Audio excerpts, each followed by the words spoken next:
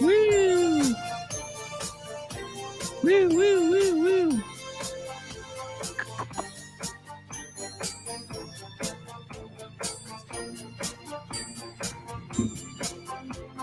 All right.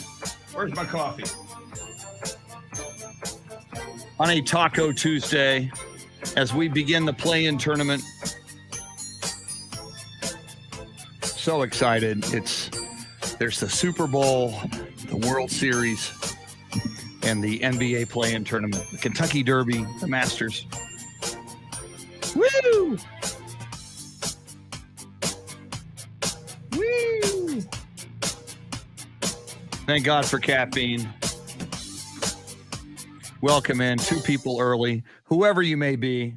Up. Get my microphone ready. Foam Foot 420 out of the gate. Amber. Shots fired. Amber, you have been spot on lately. This is the Chris Duel Show. That's almost breaking news, actually. That's so big. Here we go. Oh, I didn't do this. Facebook's going to toss us.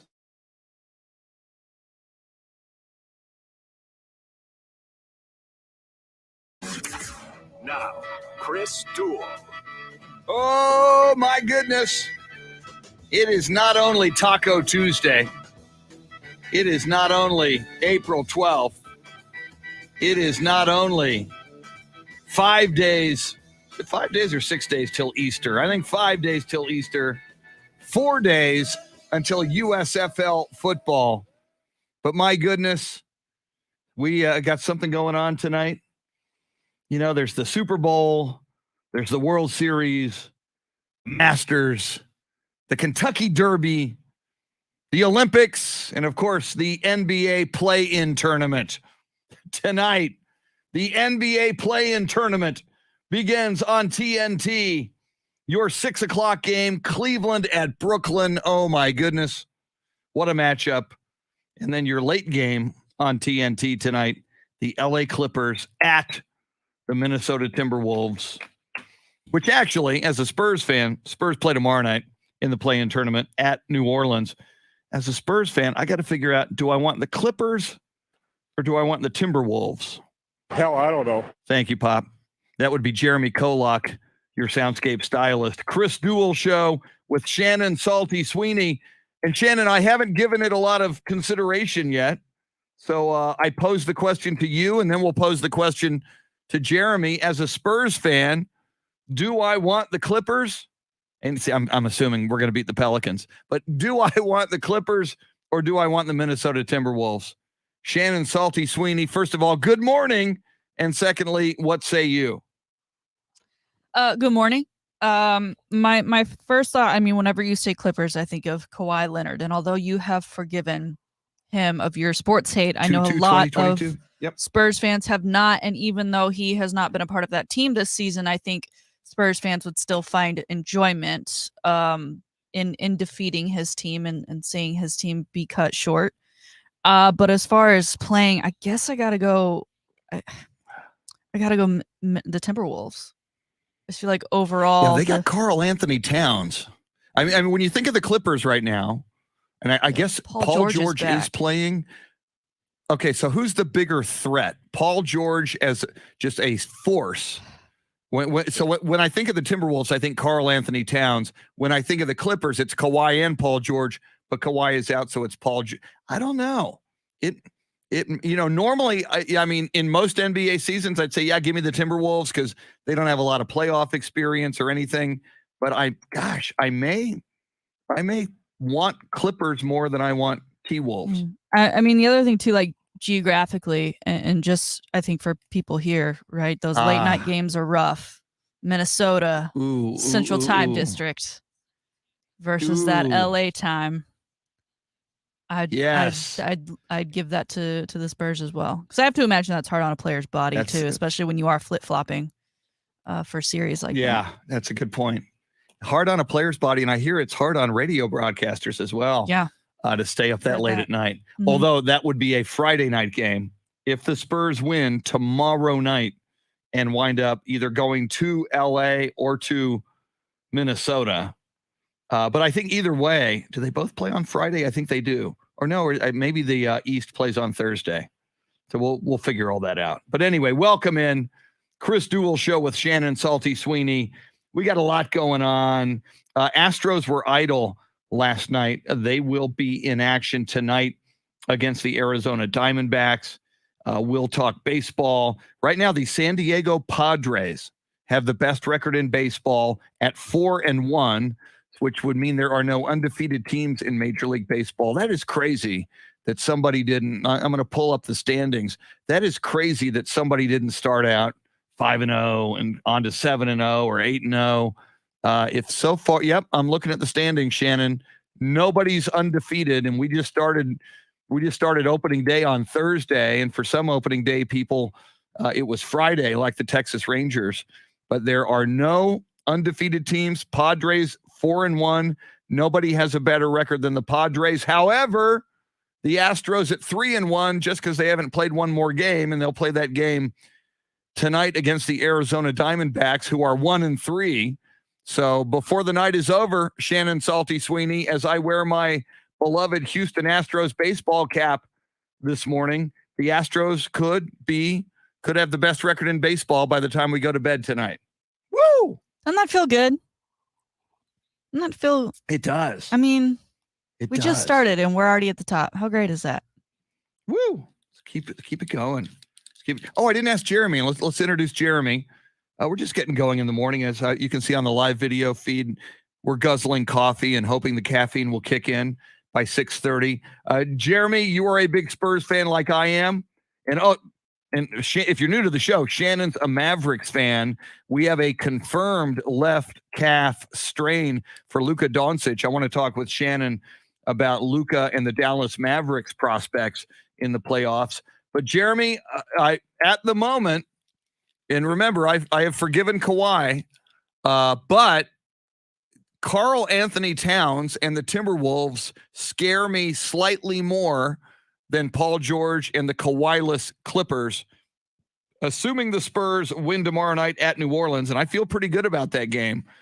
Who would you rather the Spurs play on Friday night? And the winner of that game Friday night is going to the playoffs against the Phoenix Suns. Would you rather the Spurs play the Minnesota Timberwolves or the Los Angeles Clippers? I thought about this a little bit. First of all, the Timberwolves versus the Clippers is the official Pat Beverly game. Woo! As Pat Beverly is on the Timberwolves, longtime Clipper, and yes. You know he's going to be chirping and yapping in that game. But I think I'd rather play the Clippers. I know Paul George is probably the best player overall of both of those teams, but Chris, I have not forgotten watching Karl Anthony Towns go for 60 points on the Spurs earlier this year. Yeah. And then not to mention that obviously it's 60 points. I mean, that's incredible. And then what does Anthony Edwards go for 49 in their most recent matchup?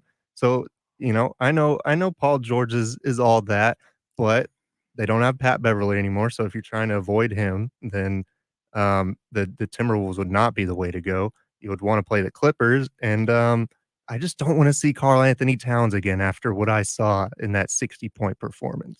It's a very good point. And that 60-point performance wasn't that long ago. So during this stretch run where the Spurs have played pretty good basketball, the Spurs have lost 2 to the Minnesota Timberwolves. So you could argue at the moment and in the last calendar month, the Minnesota Timberwolves have the Spurs number. Do we argue that, Shannon, or would we say the Spurs are due?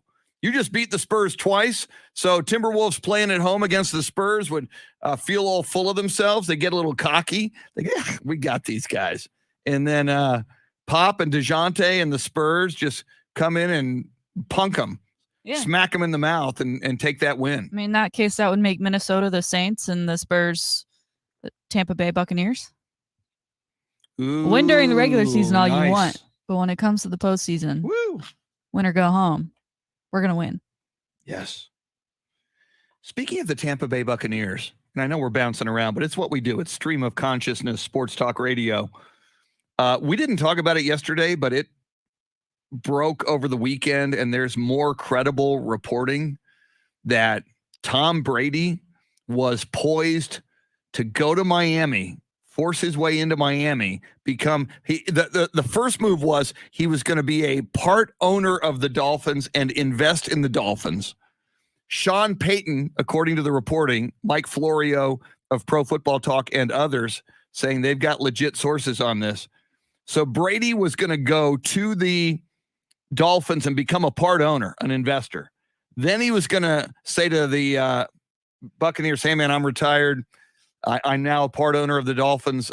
Please release me and let me go play for the Dolphins, of which I'm a part owner. And then Sean Payton, it was a package deal. Sean Payton was going to go, you know what? Just like Tom, I'm a little tired of my retirement as well. I'm going to go coach the Dolphins. And, of course, I think that New Orleans would have had to get compensation for him. But then when Brian Flores sued the Miami Dolphins for that discrimination class action lawsuit, and the word came out as part of that suit in the court papers that the owner of the Dolphins was trying to tank games, that the whole Brady investing in the Dolphins and this whole scheme fell apart. And then Brady, and we saw that, got on the plane and went to England, wherever the owners of the Buccaneers also own a soccer team, and then apparently people connecting the dots now said, hey, I'll come back, I'll come out of retirement, but I can't play for Bruce Arians. And more evidence toward that is Arians, even after the very cordial retirement where Brady writes the really nice glowing Instagram farewell to Arians just over the weekend once again said, Tom wasn't all that integral to our winning that Super Bowl. A lot of the guys on the defense, a lot of guys on the offense and the coaching staff, and citing offensive coaches like Byron Leftwich, he said those guys were really critical. Tom Brady, not so much. So, I mean, obviously, there's still some angst between Arians and Brady. Shannon Salty Sweeney, how much credibility do you put into these reports? I don't know. Like, it's kind of hard to care at this point, right? Because where he is right now, having come back, like, it doesn't matter because it's, it never came to fruition. It never came to be. I think if anybody, this just goes back to Adam Schefter, who's had a rough week and has had a rough offseason in general. Oh, man. And to think about how that initial tweet from him, which seemed to presumptively like make Tom Brady retire before he wanted to retire, before he had everything settled and decided on, like that ultimately led to what has occurred of him early retiring. Things don't pan out the way he wants them to. He doesn't get traded to a certain team. He doesn't get this front office gig. So now he's just back with Tampa Bay.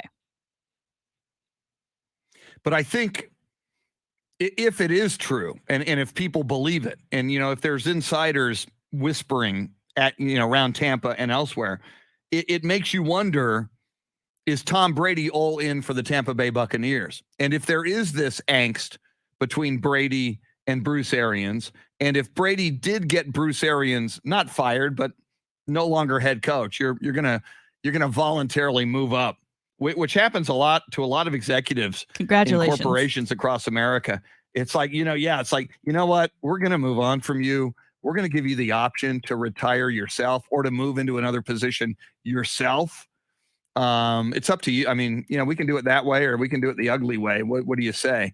I just, if that's true, Shannon, I just think that adds a layer of dissension and a layer of ugliness within that Tampa Bay Buccaneers organization. I don't know. And I love Brady. And, once again, it would be an example, Shannon, just like Aaron Rodgers and Tom Brady and Russell Wilson, of a quarterback in the National Football League exerting his power. Mm-hmm. Russell Wilson wanted out of Seattle. He got out. Tom Brady wanted out, wanted to go to Tampa Bay and maybe wanted Arians gone, got him gone. Aaron Rodgers wanted all the money or he wanted to force a trade. He got all the money. So it's going to just be fascinating to see how that all plays out. Yeah. And also interesting, the Dolphins being a I mean, probably wouldn't consider them a rival considering they haven't been that great in recent years compared to the Patriots. But within that division, Kraft and Belichick still with the Patriots. What would it say to have Tom Brady in that organization helping to run things? And it'll be interesting now. The conversation was always just, will he retire throughout these last couple of seasons.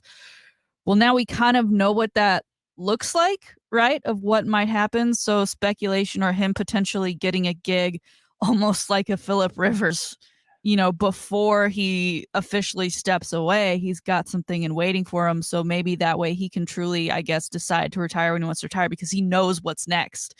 So many athletes, they hang it up and it's just like, okay, well, now what? Tom Brady will get to do whatever he wants, most likely.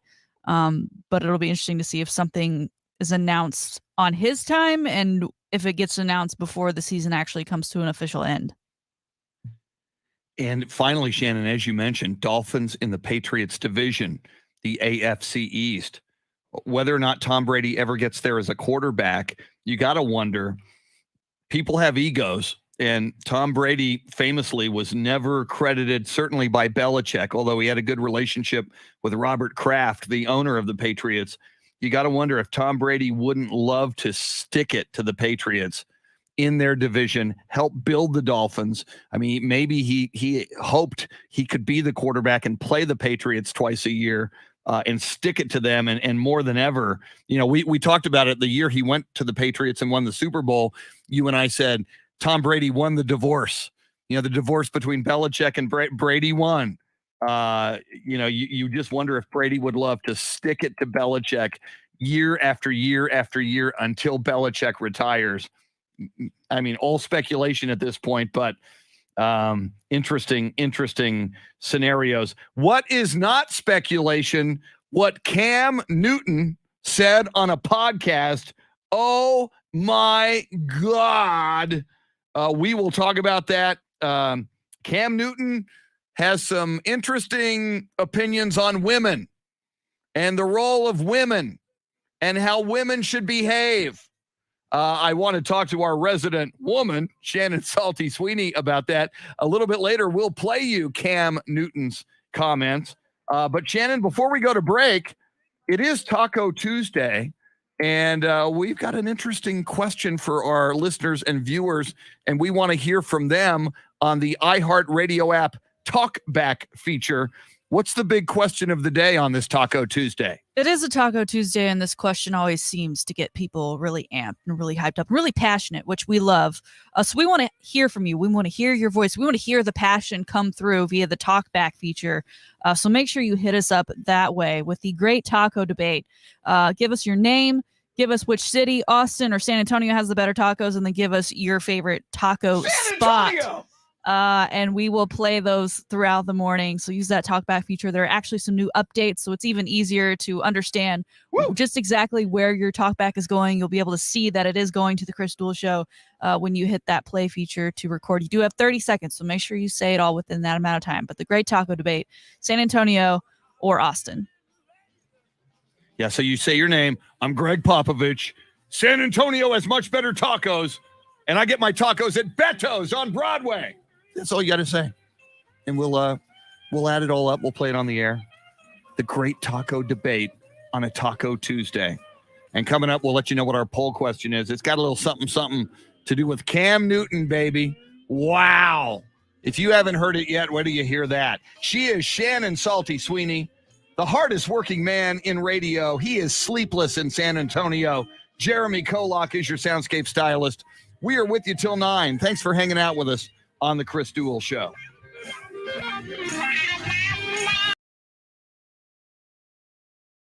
Woo! All right. And here we go. Foamfoot 420, San Antonio. And I agree with you, has the best tacos in the world.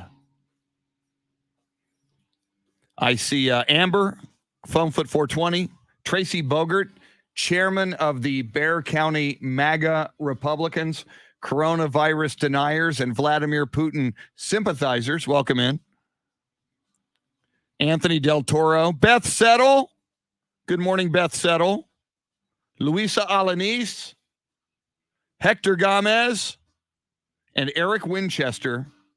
Eric, I haven't edited it yet, but Eric, I did a video thanking you for the very cool hat. You see. I wanted to edit it to clean it up a little bit because, you know, like when you turn on the camera, it's a little awkward, so you want to cut that out. But where is that? Where's my video? There it is. Just to prove to you, Eric. What's going on?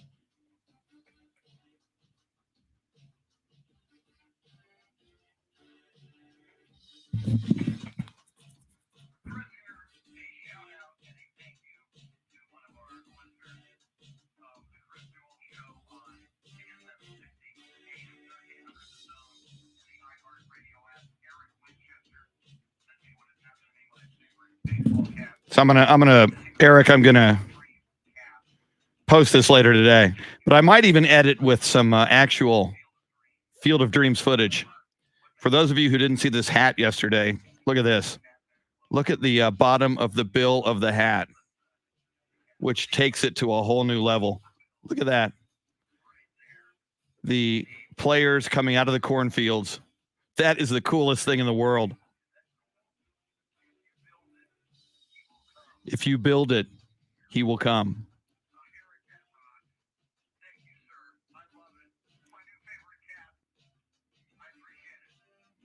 All right.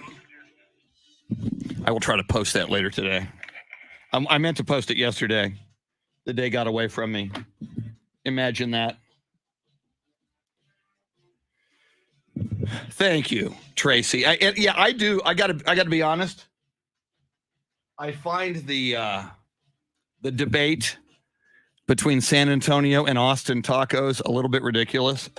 How dare the people? That's like it's like Canada saying, who has the better military, Canada or the United States? Excuse me? Are you out of your mind? So yeah. San Antonio is Mexican food. San Antonio is tacos. Good morning, Ralph Balderas. I'm just saying, let me give you a little Jeremy Kolok while I heat my coffee. I had some dreams. They were clouds in my coffee. Clouds in my coffee, and you're so vain. You probably think this song is about you. You're so vain. You probably think this song is about you, don't you?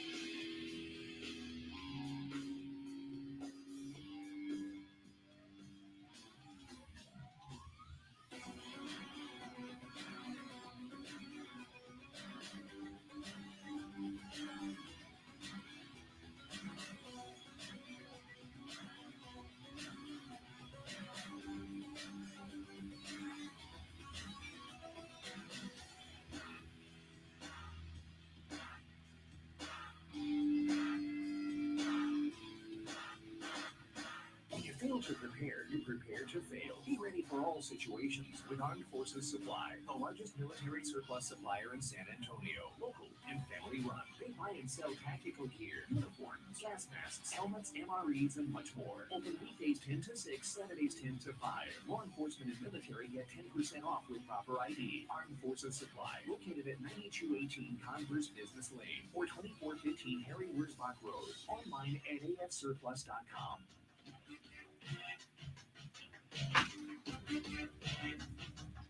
Woo! Woo! There you go, Ralph. Wisdom Taco Words. Thank you. And of course, I'm sure you can see the shirt. Peace, love, tacos.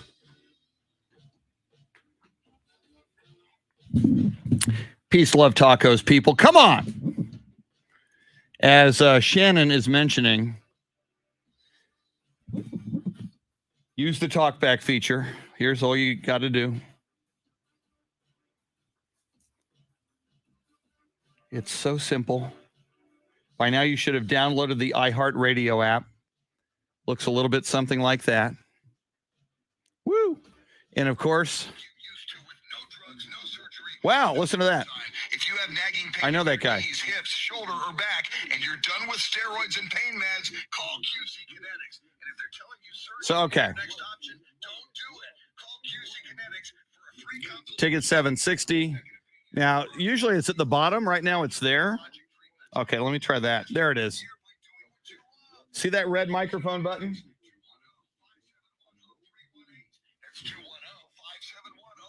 You press it.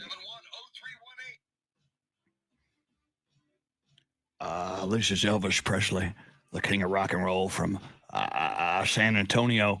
The best tacos are in San Antonio. Thank you. I like my banana and peanut butter tacos from Beto's on Broadway. Thank you. Thank you very much. Then you send. Then you click send. Boom. It's sent, baby. It's a metaphor for your business's journey. Steve Duraco, the original rock, the original Italian stallion, co-founder of the San Antonio Polar Bear Club. Yesterday, I was on my little exercise thing, trying to get my 10,000 steps on my Fitbit, because I took a photo on Friday with future Texas Governor Beto O'Rourke. And you'll notice I never posted that photo because I looked fat. So I said, all right, that's it, man. I am getting in shape. 10,000 steps a day, if not 15. I got to back off the beer drinking. I got to back off the tacos. God help me. Take it down to 2 tacos a day instead of 6.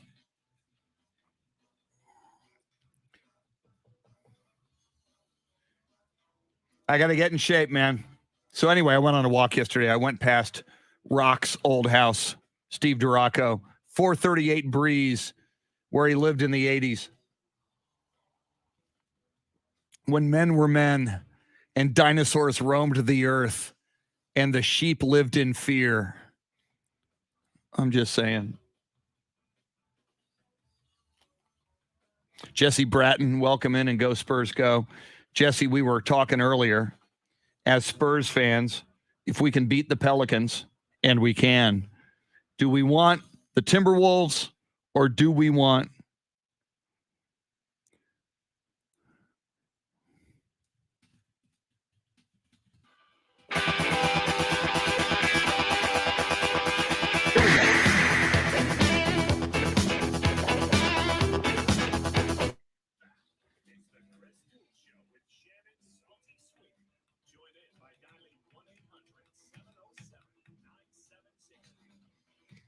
that little old band from Texas, ZZ Top, Jeremy Kolok. He's even hip to ZZ Top, baby. She's got legs. She knows how to use them. But does she know how to be a proper woman? Cam Newton, everybody. Especially the ladies, just after 7 o'clock this morning. We want the ladies especially to gather around the radio. If you're a woman or if you have a woman in your life, Cam Newton, longtime NFL quarterback, most recently back with the Carolina Panthers. Cam Newton has some words of wisdom for women. We'll hear from Cam, and then we'll hear from Shannon Salty Sweeney. Will she say, oh my gosh, Cam, all these years on the planet, not very many for Shannon. She's still very, very young. But, nobody taught me the things that Cam Newton is teaching me on how to be a proper woman. So there's that coming up. Shannon, are you excited about the upcoming womanly lessons coming at you from quarterback Cam Newton?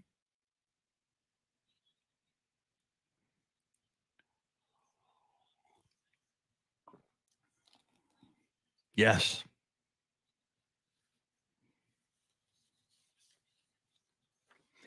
I'm thinking, after his NFL career, Cam could have a career like Dr. Phil. He could have an hourly afternoon show where he just helps people live a better, especially women. I think it could be it could be a women's show where women can just come on the show. Go ahead. Yes. I think there you go. Oh, speaking of work. Yes. Speaking of work, Shannon Salty Sweeney, and we will get to the high five play of the day.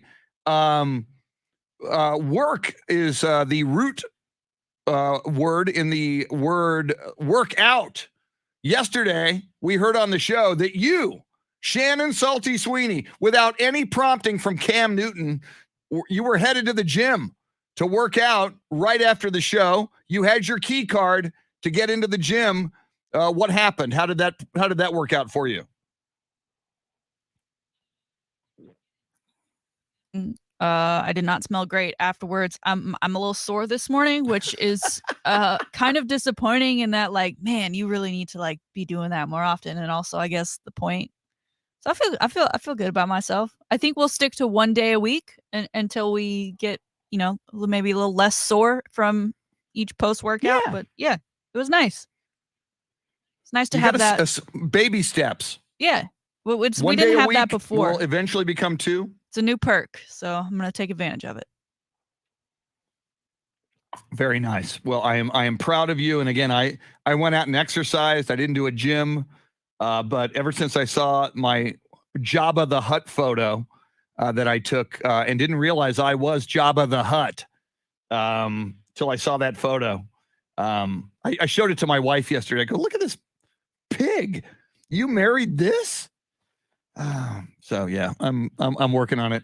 I'm losing weight, man. I swear to God, I'm minimum 10,000 steps a day. If I can't get 15 on the Fitbit, I'm going down on Taco Tuesdays, taking it down from 6 tacos to 2 tacos. Going to take my beer consumption down from 8 or 9 to 4. What about baby steps, Shannon? Going Taco Bowl, getting rid of the tortilla. Ooh, you know what? When I've lost weight before, I did things like that. Mm-hmm. It's I love tacos. So yeah, taco bowl, those tortillas are bread that converts to sugar and carbs in your body. When I was really hardcore, I went hardcore low carb once, and this is insane, but I'm insane. So we would order pizza, Shannon, and my wife and I would get a pizza from wherever, Papa John's or Grimaldi's, wherever. And we would get the slice of pizza, scrape the toppings off the pizza onto a little plate, and that's how we ate our pizza. Wouldn't eat the bread, but would scrape the toppings off the pizza. And I lost weight over time. It's not a normal way to eat pizza, but that's one way to do it. Desperate times call for desperate measures. I know. And these are desperate times for Jabba the Hutt over here. All right. Coming up, Cam Newton, and I especially the lady in your life, if you have one, or if you are a woman, just after 7:00, we'll play Cam Newton's advice for women. Dr. Cam will join us, and we're very, very honored to share that audio and those words of wisdom with you. But right now at 6:44, it is time for our High Five play of the day, appropriately sponsored by High Five, 2 locations in the Austin area. And if you see Shannon there and you want to give her some advice, remember she may have an axe in her hand because she's been known to throw axes at High Five locations. Shannon, tell the people what they'll find at High Five. Well, because we are having the great debate this morning, tacos from San Antonio are awesome. We're asking you to give us your answer via the Talkback feature on the iHeartRadio app. High Five, an awesome location with great tacos, beef, chicken, and my personal favorite, pastor. And if you're more of a nacho person, which to me is just like a lot of teeny tiny crunchy tacos, you can go that route as well with those toppings. Sir, today's High Five, we've got some audio for you. We talked about the Spurs already this morning, but we need to talk about the Spurs players themselves and the mindset that they have going into this postseason, because you can't take it. A lot of players want to say would take it game by game, one game at a time. But if you really are feeling yourself, and if you're really confident, you're thinking ahead. You're thinking about what's to come. What else do you have to prepare for? And prepare they will, according to Keldon Johnson. Here he is. I mean, we just got to come to play, honestly. They're going to come to play, and we got to come to play. We got to come ready for a war, for a dogfight. And we can't tiptoe in there. We got to come in there and with a statement and come in there like we want to win something. If you win, you go on to Minnesota or LA. If you win that one, you go on to Phoenix. You pack for that whole week and a half. Yeah, we're packing for 4 games. Yeah. 4 games. I think we packing in for 2 play-ins and 2 playoff games. So we packing, everybody on the team is packing for 4 games, and we're going to come there ready to play. How hyped are you? Man, I can't wait. This is amazing. I feel like it's time for us to, prove something. So I feel like everybody got that mindset, and we all know we can do it as long as we do it together. High five, Keldon Johnson. I like that attitude. Oh, man. He's bringing 4 sets of underwear. I love it. He's bringing PJs, enough to last him 4 days. He's bringing 4 NBA runway outfits. And for anyone who pays any attention, you know that the runway is the main entrance into the arena prior to game. Your photo is taken. Everyone talks about the outfit for days to come. You got to come strong, and that takes a lot of thought as far as packing is concerned. And they're going to do it for how many days, Chris? 4 games. 4 games, more days. I don't know the full calendar, but that I love that. I love the thought behind it, and honestly, it's just good strategy if you're a packer to begin with. I mean, don't always pack more than you need, right? Always. Yes, and always pack your charging cables for your phones and your devices, and always I've learned the hard way. When you travel, pack some backup batteries for your phone and your devices, because sometimes you can get laid over in Atlanta. Thank you, Delta Airlines. Not that I'm bitter. Okay, I'm bitter. Shannon, I love the attitude. I got a feeling about these Spurs. The last 15 games of the season, they have really turned it on. And throughout the season, even when they've lost games, they've lost by typically single digits. They've never given up. They've always fought hard. You just heard Keldon Johnson say, we got something to prove. And one of these days, and I know this play-in tournament is brand new, started last year. And I know last year, and I think last year the Spurs played in it and lost.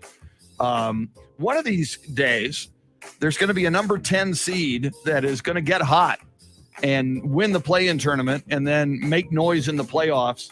And why not now? Why not this year? Obviously, if you win the play-in tournament, you get fed to the Phoenix Suns, and they've got the best record in the NBA. They've won 61-plus games. They're amazing. But one game at a time, and that game is tomorrow night, 8:30. Actually, tip-off will be more like 8:40 or 8:47, depending on that first game.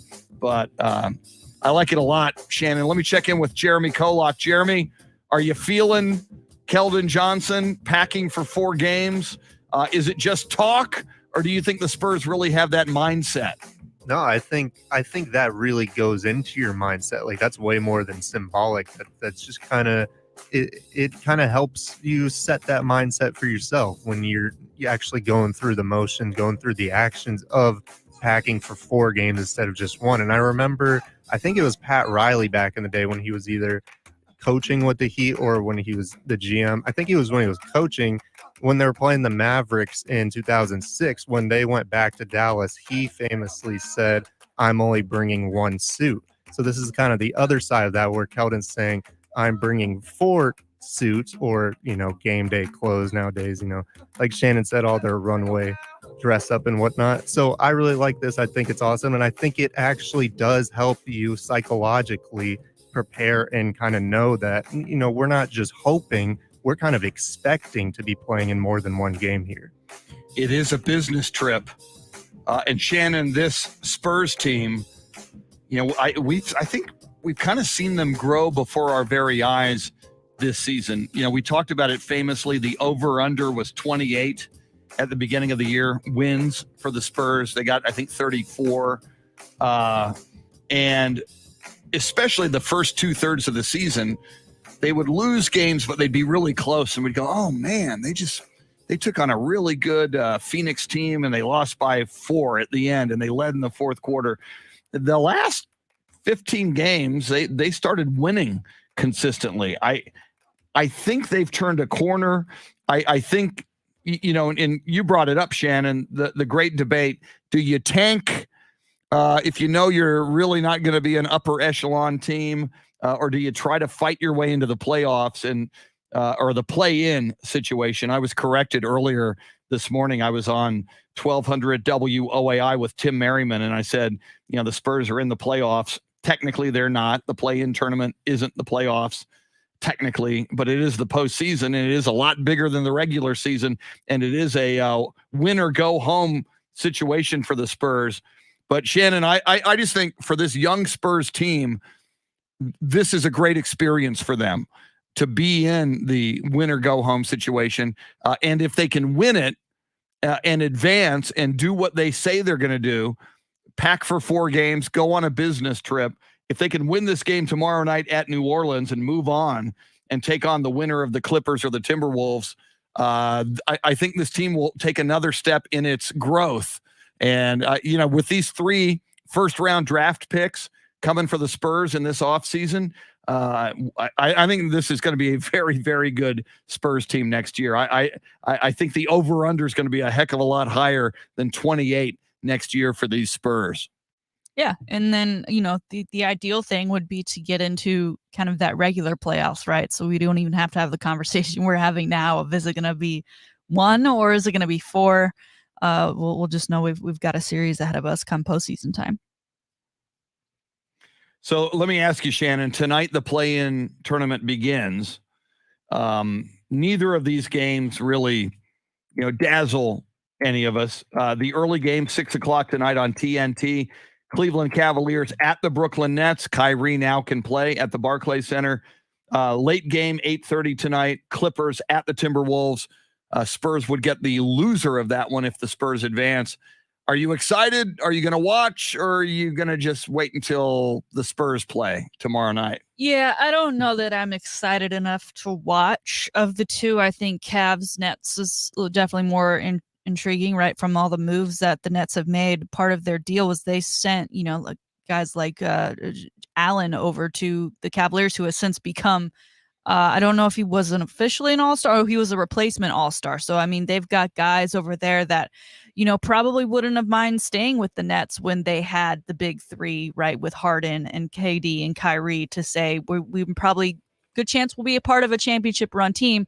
Obviously, that didn't end up being the case. And Brooklyn Nets, just like the Lakers expected to be in the finals this year, did not play up to their expectation and now find themselves in a play-in game. It would be interesting to see if the Cavaliers put up a fight and ultimately knock the Nets out. Lots coming. The NBA postseason begins tonight, even if it's not the playoffs. Coming up, gather the ladies around the radio or the smartphone or whatever you got, because Cam Newton is going to tell them how to be better women. Although he doesn't use the term women, he uses another term. All right. My God. That and a whole lot more sports update. You're listening to the Chris Duel Show.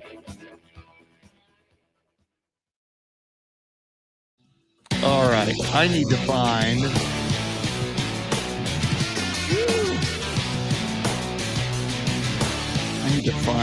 there was a woman who replied to Cam Newton on Twitter that I thought was pretty good. I want to send that to Jeremy. Let's see here. I just did the wrong thing.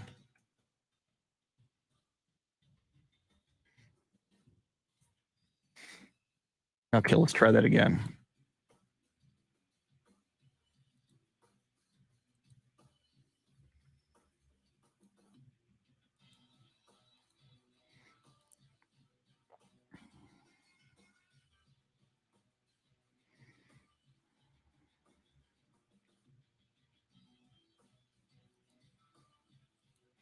Take two.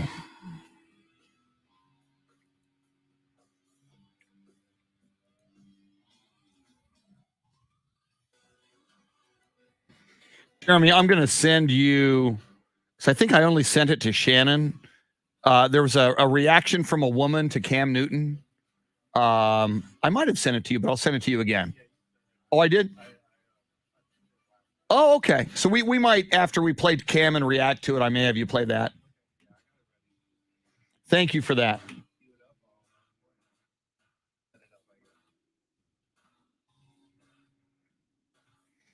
Cool. I wasn't sure if I had sent that to just Shannon or you. I'm glad I sent it to you.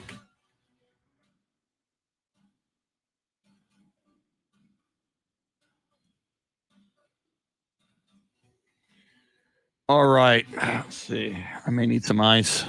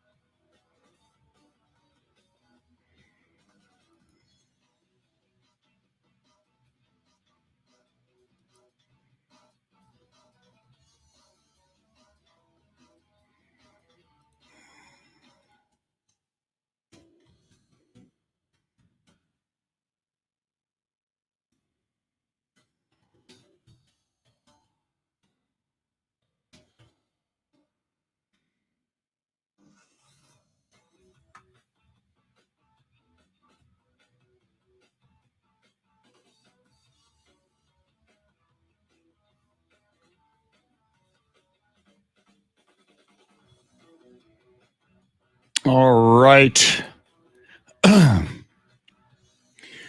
Buenos dias, Jason Paniagua.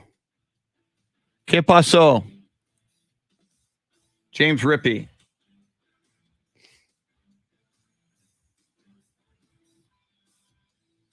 Yeah, and James, you know what? I'd be cool with that. I'd love that. If we could win the play-in tournament, you won something cool. Against 7, 8, 9, and 10, you win that little mini tournament. That would be big. And then play the Suns and get a game. Don't get swept. Get a game. Phoenix Suns are so good. And again, Spurs would grow. 3 first-round draft picks for the Spurs. Maybe you package 1 or 2 or 3 of those for a player. As Wes Perkins mentioned, you got 30 to 40 million in cap space coming up. There he is saying that. So, yeah, Wes, that's a great point.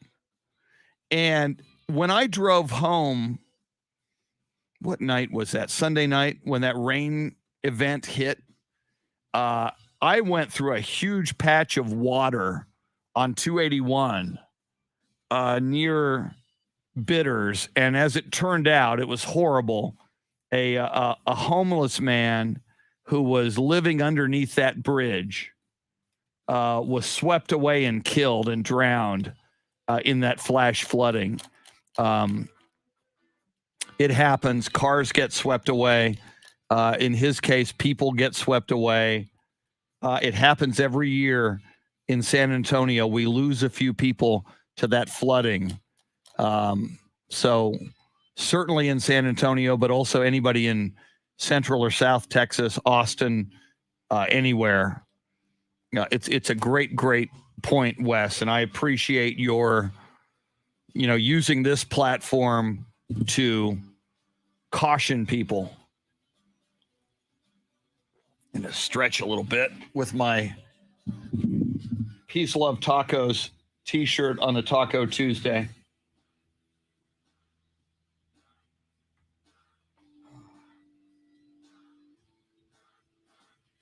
When I sit for that long, that's a little too long.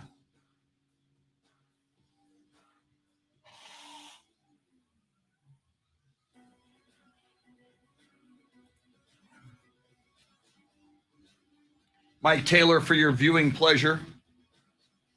Mike Taylor, 4 to 7. You know him, you love him, you can't get enough of him. Went to the same high school as Lee Harvey Oswald. Thank you.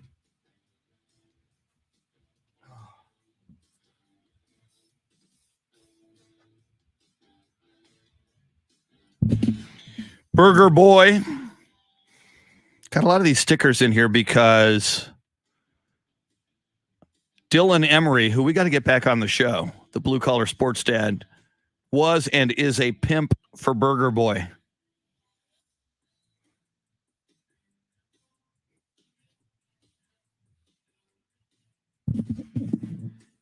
Just saying. Ramon Rodriguez Martinez.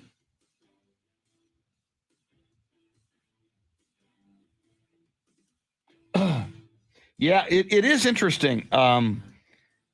Fiesta used to be 3rd week in April. I was thinking about this a few days ago, Ramon.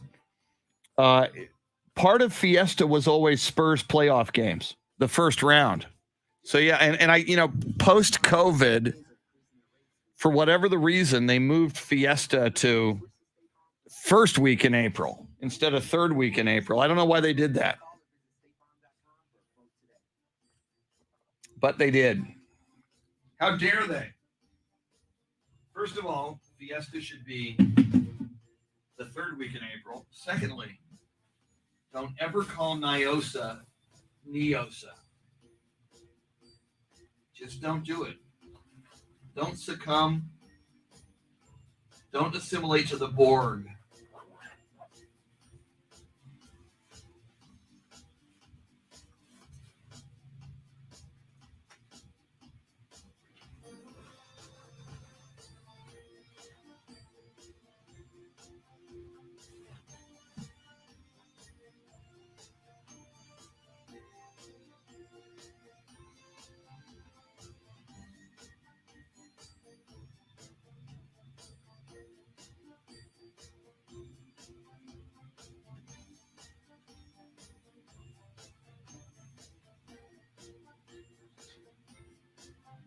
Oh, is that the reason, Bill Brendel? Was it an Easter thing? I'm sure that's happened before. And I'm sure that our Lord would allow for fiesta as we drink the golden nectar of the gods and ingest tacos.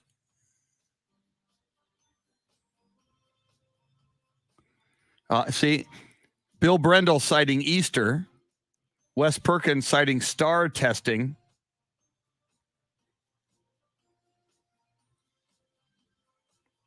Yeah, Bill, I saw you say this.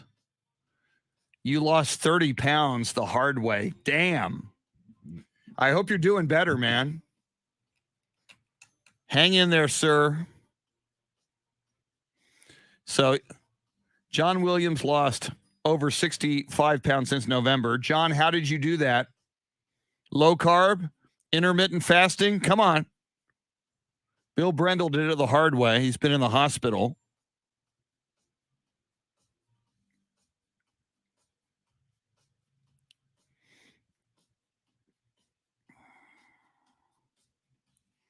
All right, let me try not to screw up the microphones this time, as I've been doing lately. What the hell is wrong with me? Here we go.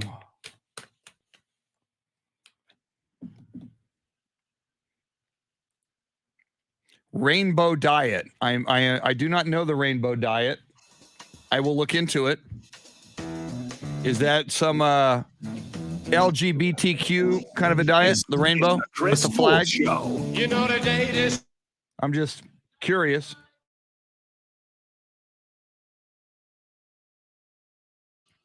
Muting for our evil Facebook overlords.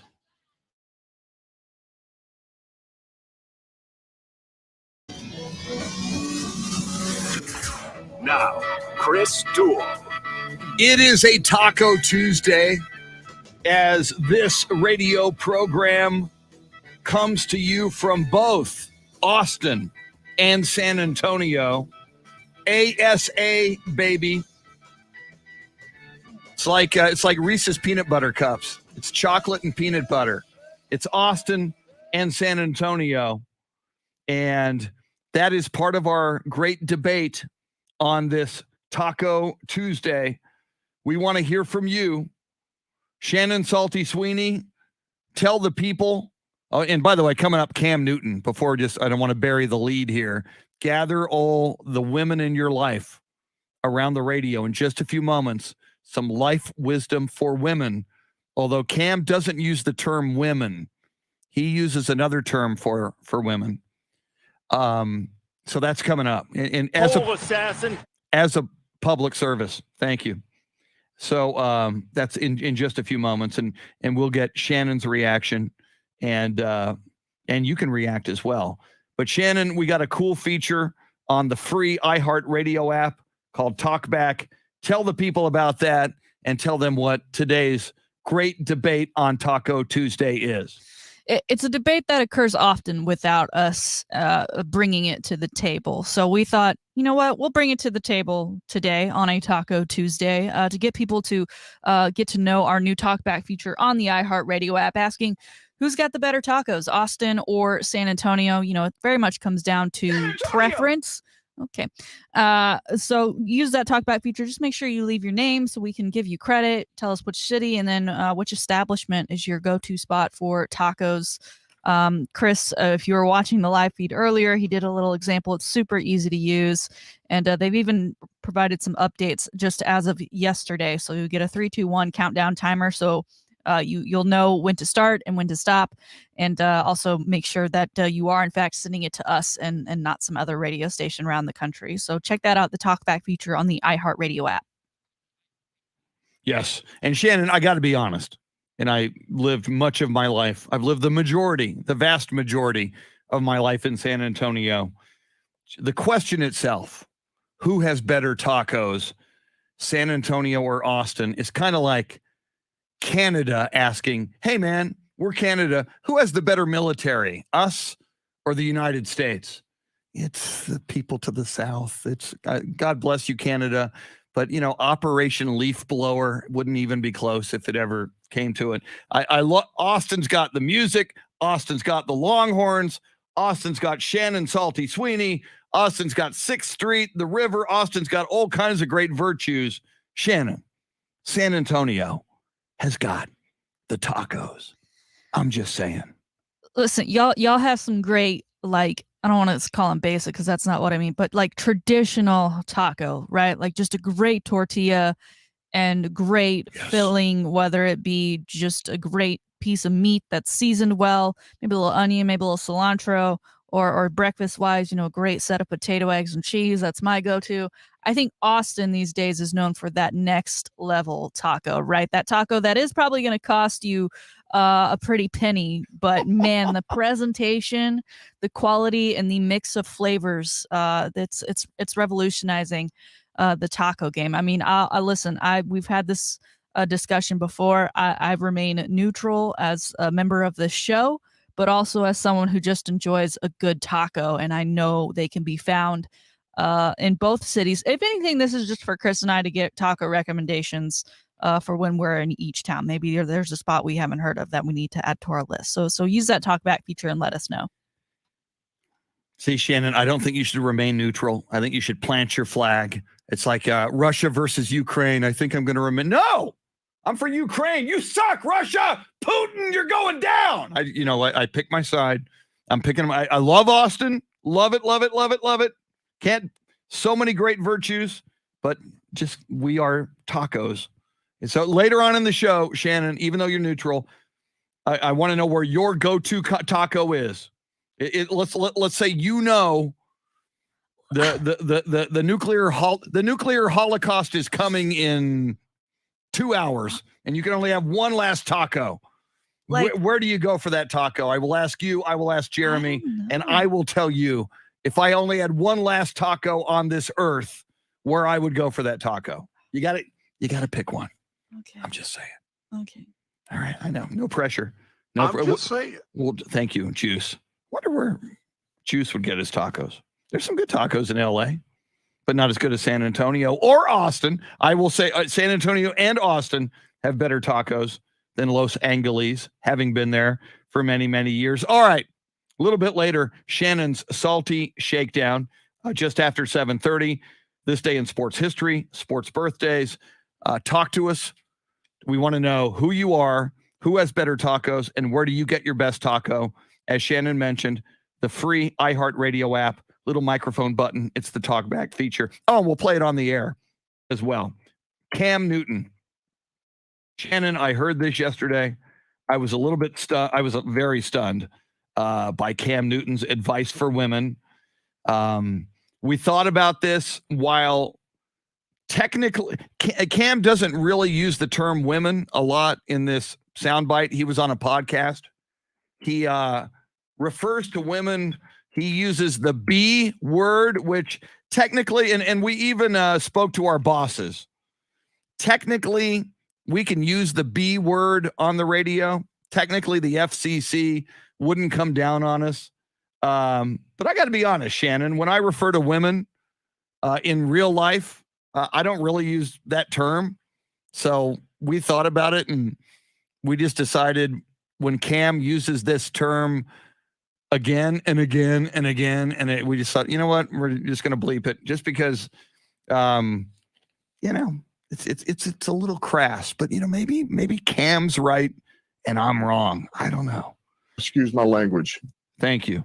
So, so thank you, Jeremy. So here we go. And Shannon, we will give you the first reaction to this.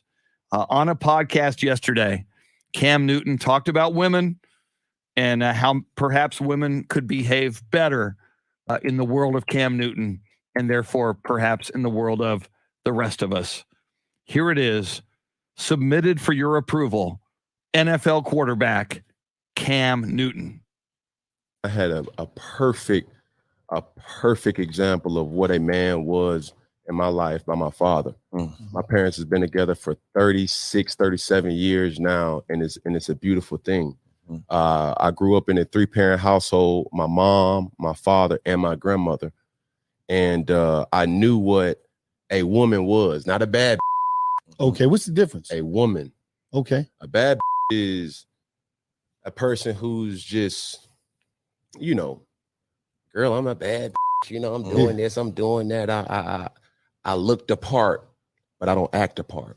Okay. You know, and it's a lot of women who are bad, and I say in a way not to degrade a woman, but just to go off the aesthetic of what they deem is a boss chick. Now, a woman for me is handling your own, but knowing how to cater to a man's needs, right? And I think a lot of times when you get that aesthetic of like, I'm a boss, like I'm a this, I'm a that, no, baby, like, but you can't cook. Okay. You don't know when to be quiet. You don't know how to allow a man to lead. All right, so a lot to unpack there. So ladies, know how to cook, know how to be quiet, and know how to cater to your man. Shannon Salty Sweeney, our resident woman on the panel. Your thoughts on Cam Newton's take on women? I just want to be clear before I start speaking that I am allowed to speak and that I am allowed to share my opinion. Just want to make, I don't know if it's a little contradictory. Okay. Listen, for those who have not just heard this audio, but seen it, these poor people hosting this podcast, listen, when Cam comes on, you know you're going to get something that's going to be clickbait worthy, but their faces are like, oh no. Cam starts talking about at the beginning, you know, how he was raised and that he had the perfect example of a man. And I'm starting to question his father a little bit here as to what he expected from his wife and whoever the grandmother was. We don't live in the 50s anymore. I think Jane Slater, like when you search Cam, she's got the best reaction of, you know, is Cam well versed in changing tires and doing yard work and building things, right? Is he up to date on, you know, the typical masculine dynamics of a relationship that used to define, you know, things back in the day? Cam has stuck his foot in his mouth before. In 2017, the first kind of run-in he had with this, he was talking about women becoming a bigger part of football, and he said it was comical to listen to a female talk about routes. And after those comments, I believe is when he lost his, I don't know which yogurt it was, but he had a yogurt sponsorship like Danimals or something, or Chobani, that pulled out. And then he was surprised about that. So, you know, it's kind of, here we are 5 years later, the man hasn't changed a bit in his perspective and his ways as the rest of the world is progressing in all aspects. Cam Newton just still kind of stuck in the mud. And I think one of the greatest points I've seen from this video in reaction to it is Cam is a free agent right now.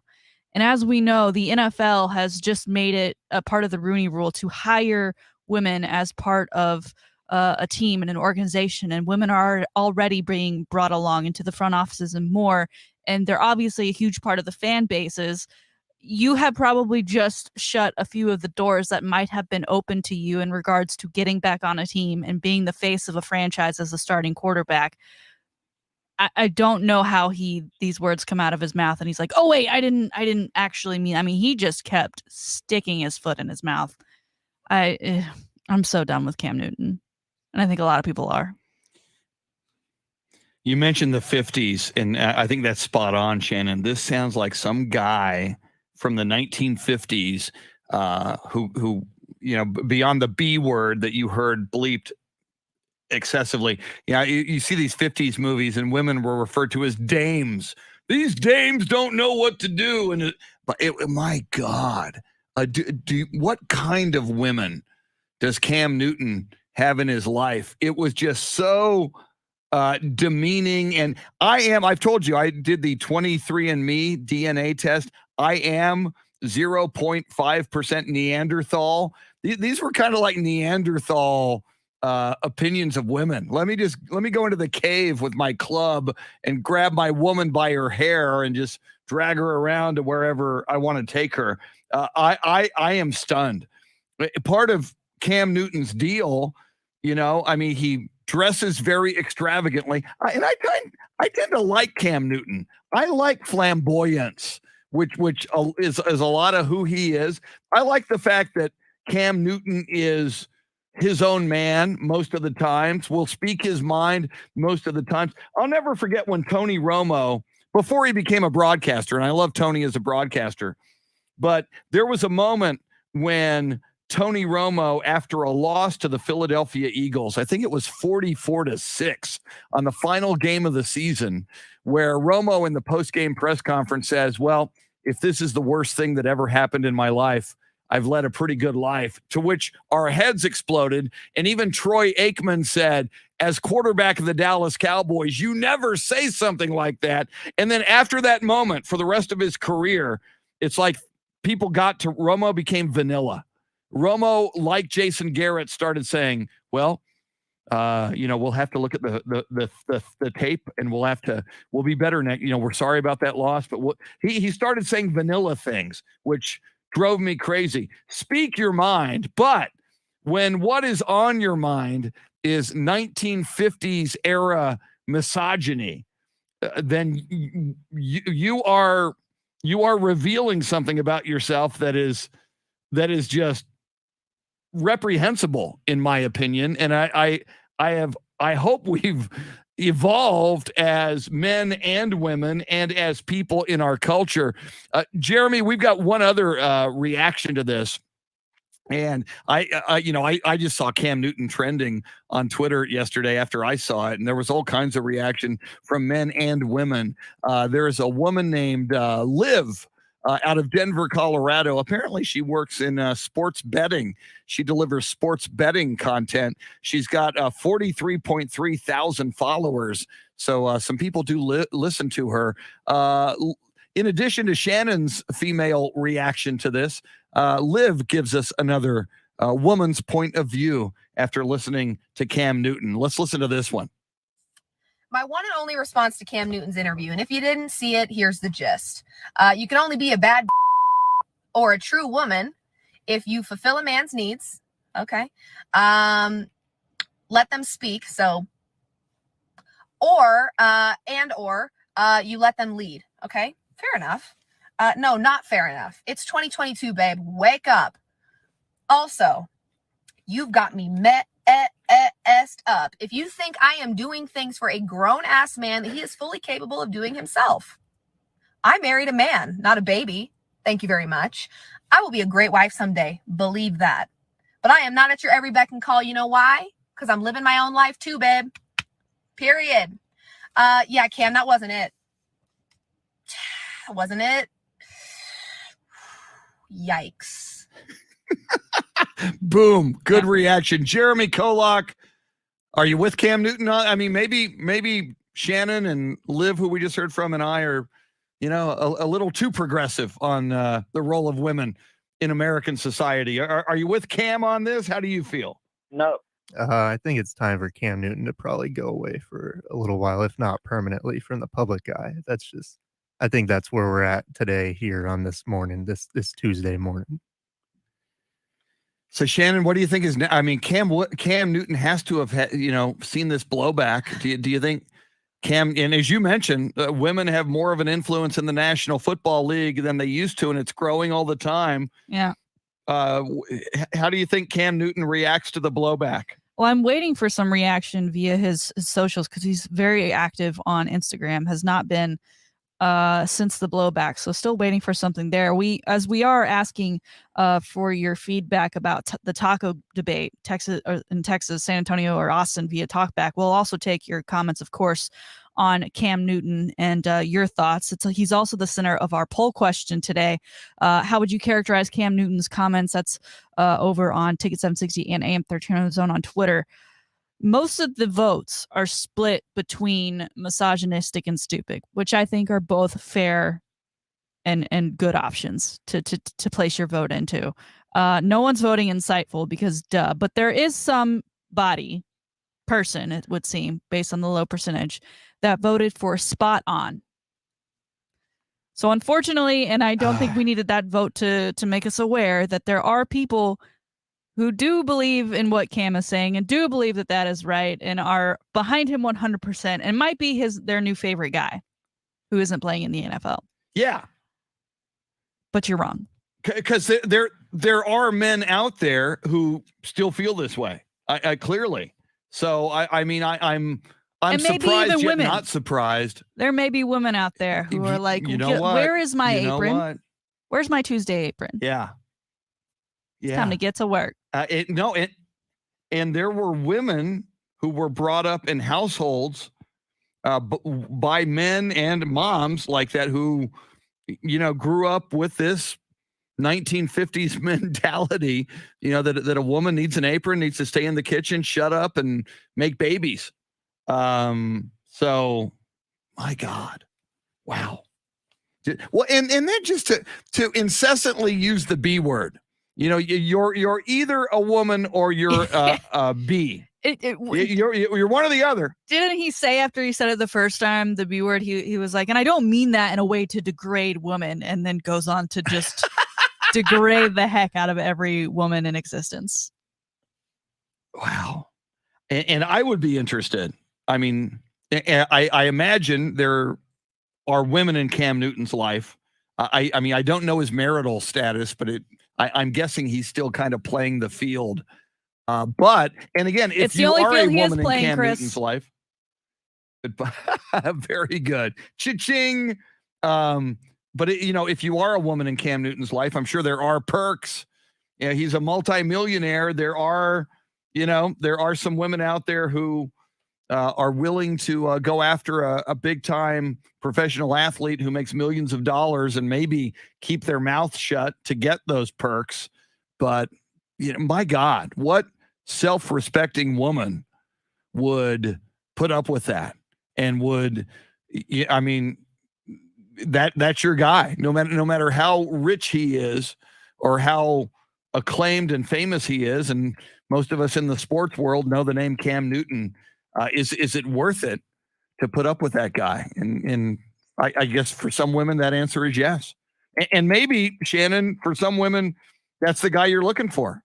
It's like, yeah, I want a man to tell me how to behave, and I'm pretty good at it if I stay in line for that man. I can't, Chris. It is April 12th in the year of 2022 on a Taco Tuesday. Why?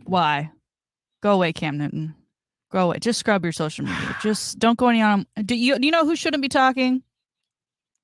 You, because you just ruin it for yourself. I'm looking out for you, Cam. I'm doing something that couldn't do for me. There you go. Yeah, you're looking out for you, Cam. Just stop talking. But Chris Gonzalez says, but even in that field, Cam does not have a ring. Okay, that's right. He did go to a Super Bowl, but did not win. Thank you, Chris, for piling on. I love it. Thank you, Chris. Yeah, exactly. Wow. It will, Luisa Alanis predicts, in a day, he will apologize and say he misspoke. I'll be very interested today because it happened after our show yesterday, Shannon. A lot of reaction yesterday in the afternoon and overnight. And like us, there's probably sports talk, radio and television shows this morning talking about this. So it'll be interesting to see how Cam, he can't help himself. He likes to pop off. He's going to react. It'll be interesting to see, does he double down or does he say, as Luisa predicts, he misspoke and tries to clarify his comments? We shall see. Coming up, Shannon's Salty Shakedown, this day in sports history, sports birthdays, and more. And be sure, they're coming in. We're going to play some for you. The great taco debate on a Taco Tuesday. Who has better tacos, Austin or San Antonio? And where do you get your go-to tacos? Who has those tacos? Where do you go for them? Leave us your name as well on the Talkback feature on the iHeart Radio app. We want to know who you are and either praise you or mock you. Or just go, hey, man, I need to try those tacos because we're looking for tacos. She's Shannon Salty Sweeney. Jeremy Kolok is your Soundscape Stylist. Thanks for hanging out with us till 9 on the Chris Duel Show.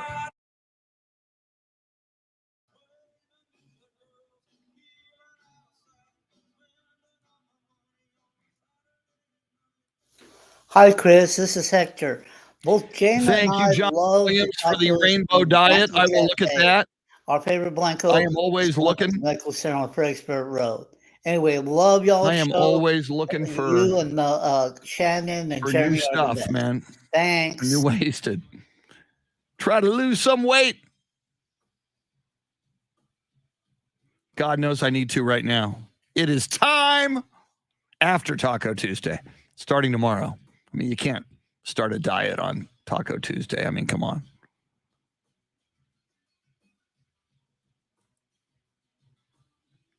Sam Tobias says Cam Newton will say his comments were taken out of context.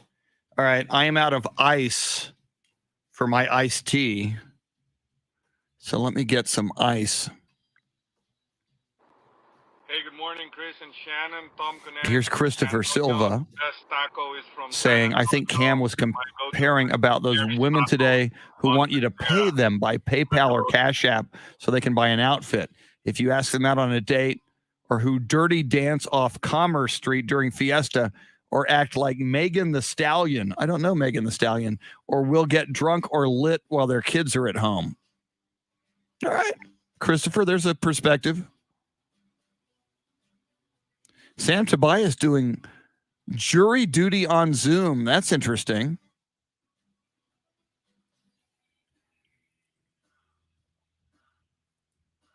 There you go, Sam. Did somebody say ice? I got to see if that commercial is on YouTube. That was a great commercial. With the Iceman, George Gervin.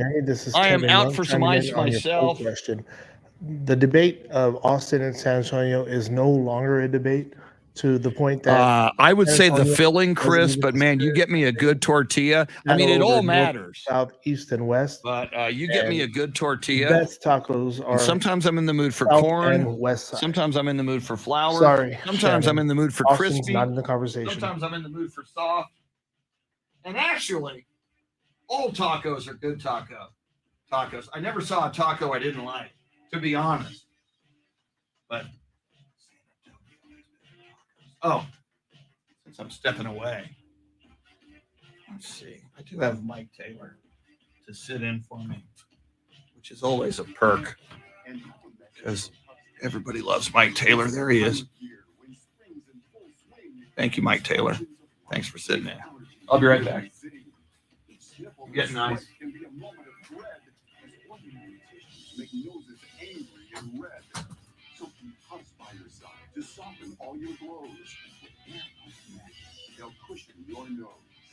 Especially during allergy season, a nose in deserves Puffs. When you fail to prepare, you prepare to fail. Be ready for all situations with Armed Forces Supply, the largest military surplus supplier in San Antonio. Local and family run. They buy and sell tactical gear, uniforms, gas masks, helmets, MREs, and much more. Open weekdays 10 to 6, Saturdays 10 to 5. Law enforcement and military get 10% off with proper ID. Armed Forces Supply, located at 9218 Converse Business Lane or 2415 Harry Wurzbach Road. Online at afsurplus.com.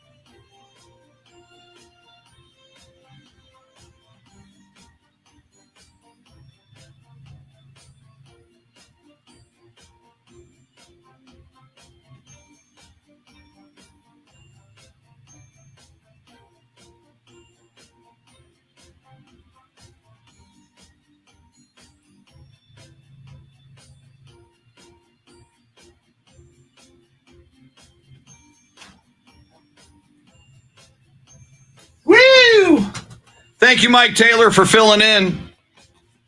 4 to 7. You know him, you love him. Haas Holding in the house.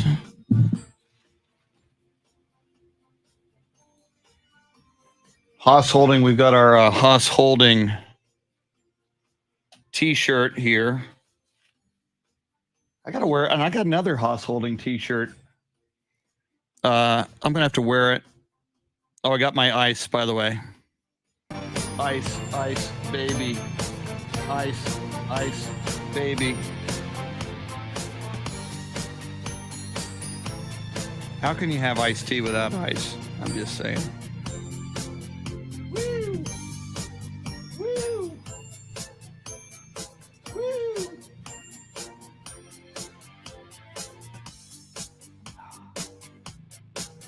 Haas says Cam is not currently on an NFL roster, and chances are he won't be. This just shows how shallow he is.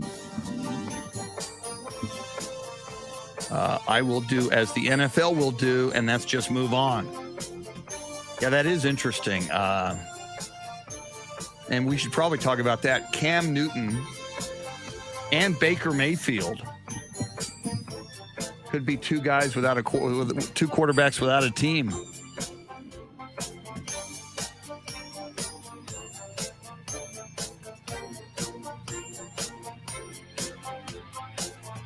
Okay.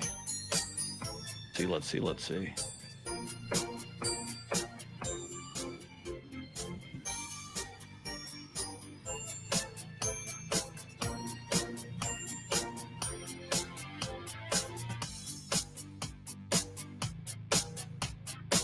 All right, there it is.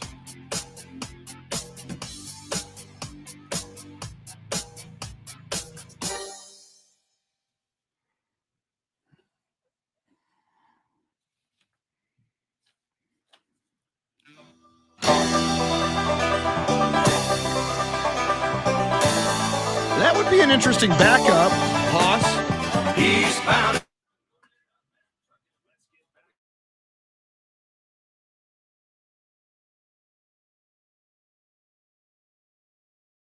At Shannon B. Sweeney. Smokey and the Bandit, baby. Eastbound and Truckin'. That's a classic. Jeremy Kolok, your Soundscape Stylist, the hardest working man in radio. He is sleepless in San Antonio. He will sleep when he's in his 40s. God knows he's not sleeping now in his early 20s in radio. Welcome in. It's the Chris Duel Show with Shannon Salty Sweeney. We are moments away from the Salty Shakedown. We are having the great taco debate. Who's got the better tacos, Austin or San Antonio? Shannon says Austin has next level tacos. I say the debate between San Antonio and Austin is like having a debate between America and Canada on who has the better military. I think it's a moot point, but hey, man, I'm here for that debate. A little bit later, we will each select just one go-to taco venue. If you had just one last taco you could consume. So go to the free iHeartRadio app. There's a microphone button when you listen, crystal clear. And you punch that microphone button, gives you a little countdown. Give us your name. Who has the better tacos, and where do you find your go-to taco? We have a poll question on Cam Newton. We played his views on women, and we're asking you to characterize those views on women in our poll question. We'll update that for you coming up. It's got a lot more to talk about all morning long between now and 9. The play-in tournament begins tonight in the NBA. Major League Baseball, Astros back in action tonight at the Arizona Diamondbacks. We will get into all of it and more. But first, before Shannon's Salty Shakedown, how about some sports birthdays and this day in sports history? April 12th, 1877, the catcher's mask was first introduced into a baseball game. That's right, the catchers before 1877 didn't have a catcher's mask, making that position very difficult if the ball hit you in the face. On this day in 1940, the NFL cuts the clipping penalty from 25 yards to 15 yards. Of course, now it's illegal block. They used to call it clipping. Wow, that used to be a 25-yard penalty before 1940. I did not know that. On this day in 1953, it was the 17th Masters tournament in Augusta. Ben Hogan shatters the Masters scoring record by 5 strokes. He shot a 14 under 274, finished 5 strokes ahead of runner-up Ed Oliver. In 2015, it was the 79th Masters at Augusta. Your winner was Jordan Spieth, who led it wire to wire for his first major title victory. He finished 4 strokes better than Phil Mickelson and Justin Rose. That's your sports history. How about some sports birthdays? Born on this day in 1944, Heisman Trophy winner in 1965, an all-star in the AFL with the Kansas City Chiefs. He scored a touchdown in Super Bowl IV on 65 toss-powered trap, taking the ball from Len Dawson, weaving his way into the end zone against the Vikings. He became the AD at his alma mater, USC, and he was the athletic director there during the Reggie Bush era. Mike Garrett, happy birthday. Mike Garrett was appropriately born in Los Angeles, California. Fight on, Mike. Born on this day in 1952, 3-time world champion boxer Alexis Arguello out of Nicaragua, born in Managua, Nicaragua. Alexis Arguello died in 2009. And finally, born on this day in 1993, celebrating his 29th birthday. I think he was recently released by the Las Vegas Raiders. One of the first openly gay players in the NFL, Carl Nassib. Carl Nassib went to Penn State, played with the Cleveland Browns, the Tampa Bay Buccaneers, and the Las Vegas Raiders. Defensive end, born in Westchester, Pennsylvania. Those are your sports birthdays. That's your sports history. And now, ladies and gentlemen, boys and girls, friends, Romans, countrymen, farm animals, pole assassins, and monkeys, here it is, your Taco Tuesday Salty Shakedown. Chris, we talk a lot about betting on this show, whether it's Mattress Mac throwing down just a couple of dollars for some of the biggest games and sporting events throughout the years, to prop bets, which we love during the Super Bowl. And now baseball has come into play. And to celebrate the start of the season, there was one baseball fan who placed a $50 bet. And this $50 bet, sir, was a 14 parlay. And the only thing I really know about parlays is from that horrible movie, Uncut Gems. And by horrible, I mean it made me feel all of the emotions, and that was mostly uncomfortable. Because at the end of the film, where Adam... what was that actor's name? Sandler, yes. Sandler. His character... Yeah.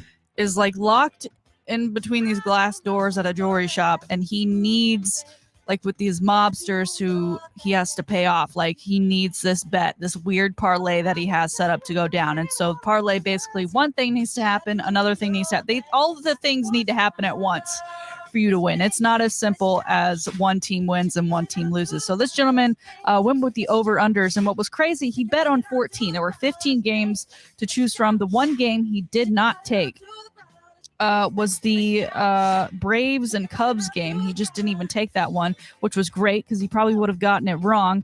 But he won from his $50 bet, a 14-play parlay, $265,000, Chris. Wow. That's quite a payday. Typically, if someone were to take this bet, what are you thinking? Do you really? But he only put 50 down to begin with, which isn't a crazy amount, I think, for any sports bet.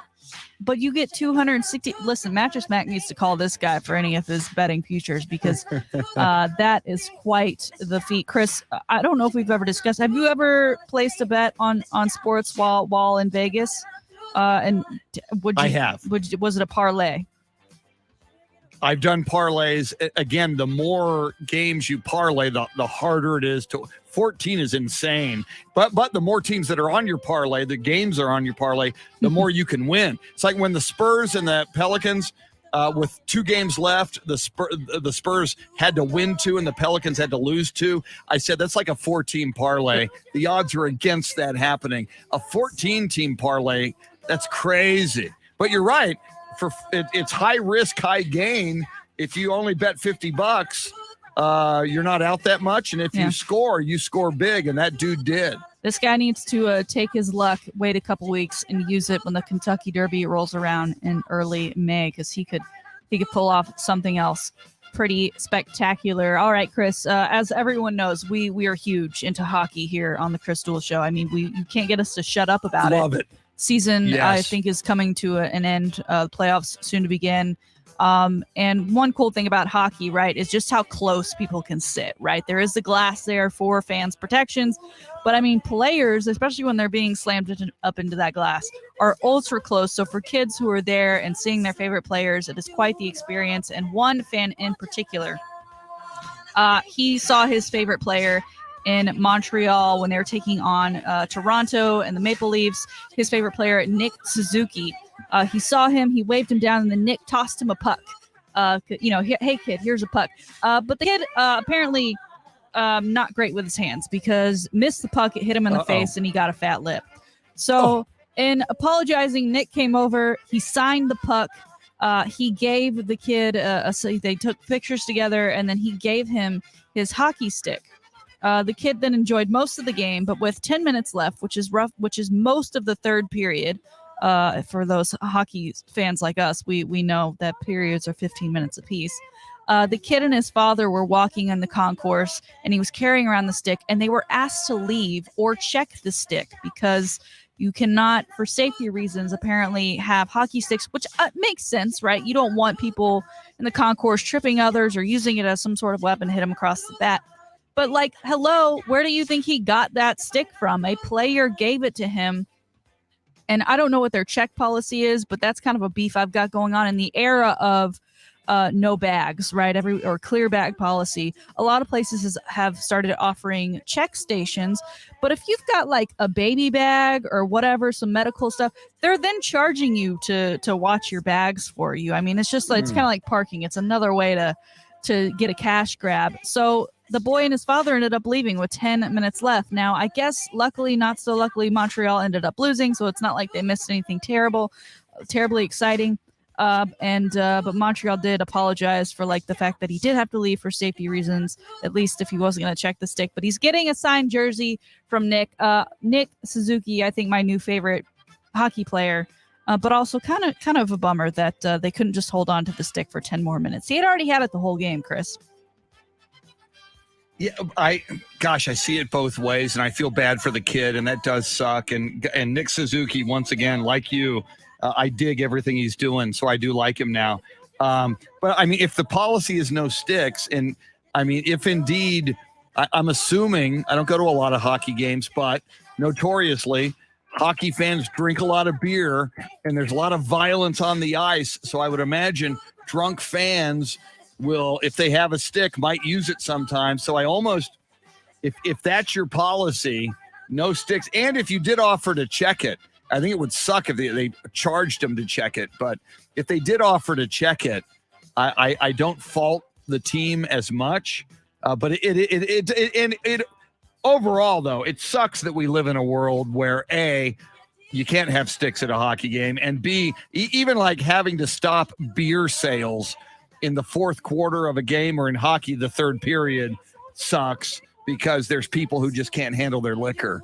But sadly, that's the society we're in. Clear bags, no hockey sticks, and we stop selling beer with a whole lot of game action still left to go on.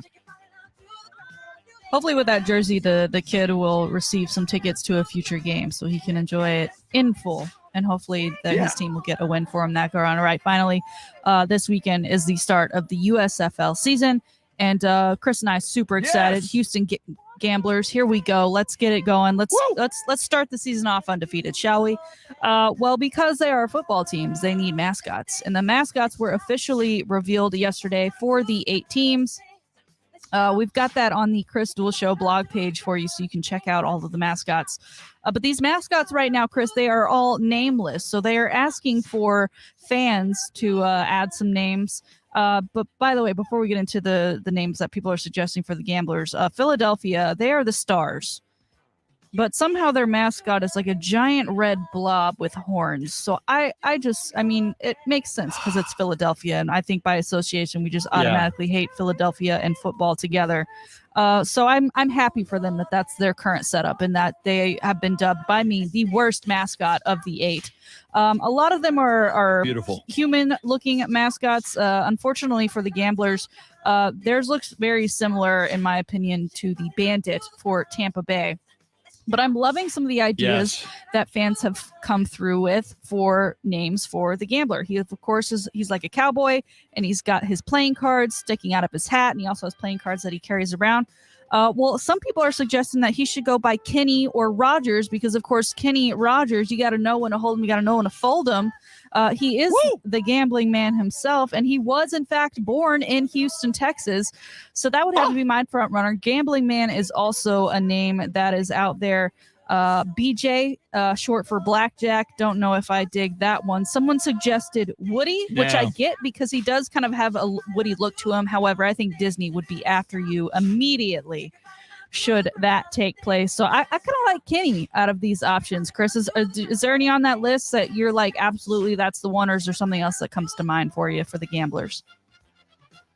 I'm with you. Kenny or Rogers. I did not know till you just said it that Kenny Rogers, singer of the song The Gambler, was born in Houston. I knew he was from Texas originally. I didn't know it was Houston, Texas. It's got to be either Kenny or Rogers. Yep. That's perfect. Well, yeah. As I said, and not Woody. And by the way, BJ for Blackjack, that would be ill-advised. Yeah, I don't think that's probably not move. a good idea. Oh, that's it. All of these mascots are in need of names. So make sure to check that out and send in any thoughts that you have name-wise for the Gamblers or others. There's one mascot that almost looks like, I'm sure you've seen The Incredibles. He looks like Frozone. Almost the New Orleans Breakers guy. He's got a weird look to him, but I still dig it. And all of them are better than the Philadelphia Stars. Okay, that again, red blob with horns. Yeah, you spent no effort on that, so I think the name should reflect the zero effort you spent on the design. There it is, today's Salty Shakedown. Outstanding Salty Shakedown. I agree with you. The Philadelphia mascot should be called Red Blob with Horns. And I guess they tried to go, and it doesn't really look like him, the Philly Fanatic for the Philadelphia Phillies. But as you mentioned, it's called the Stars, the Philadelphia Stars. The mascot doesn't have to necessarily be a star. I cite you the Spurs Coyote. It's not some guy dressed like a spur, and it's a coyote, and also the Phoenix Suns Gorilla. It's like it's not a big sun. Hey, I'm Sunny. But we know what they are. Phoenix, no, it's the gorilla.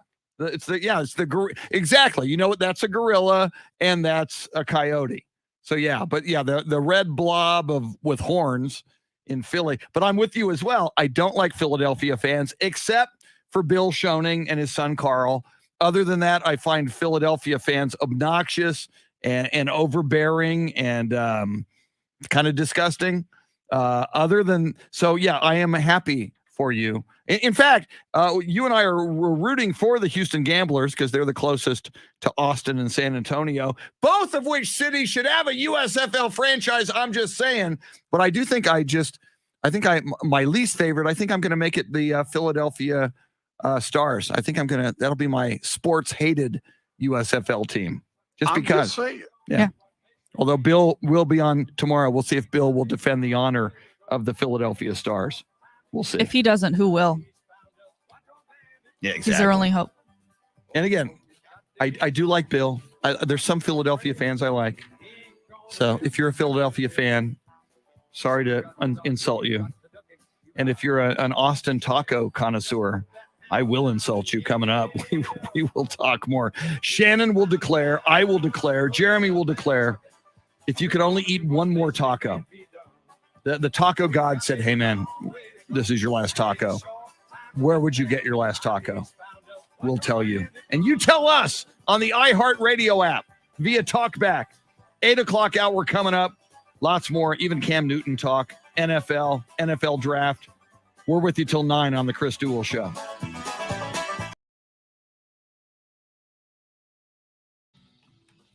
Jury duty for Sam Tobias. Sorry, man.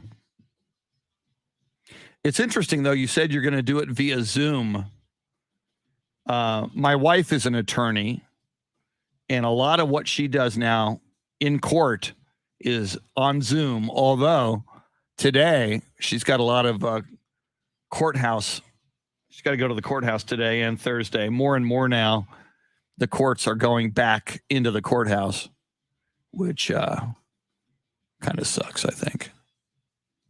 Woo. John, I not only remember it, I drove by it on Friday. That first Taco Cabana is still there on San Pedro and Hildebrand. On the way to Fred Stock, which was at San Antonio College on Friday, with Doug McCoy and Steve DiRocco, where I would take my Jabba the Hutt photo with future Texas Governor Beto O'Rourke. We drove down Broadway and right by the original Taco Cabana, Hildebrand and San Pedro. Sam, enjoy your jury duty. Fight the power. Jury annulment, Sam Tobias. Fight the power. Fight it. Fight the power. Fight it. Fight the power. I am pro-defendant most of the time. I am sick and tired of being oppressed by the man.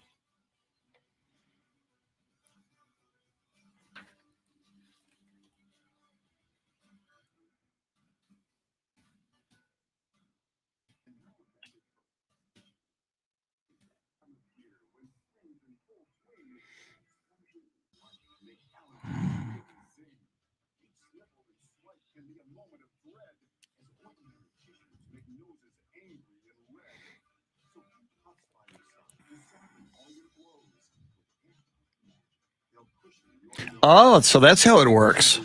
So your jury selection is done on Zoom, and if they select you, you have to appear in person. All right.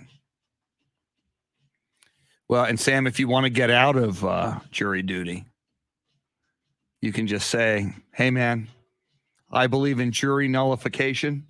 I believe the police state is encroaching on the good common citizens of Bexar County.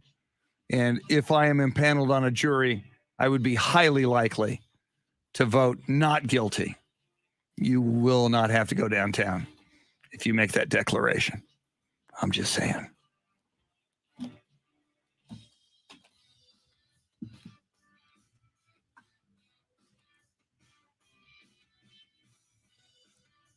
All right, I need to stretch a little bit.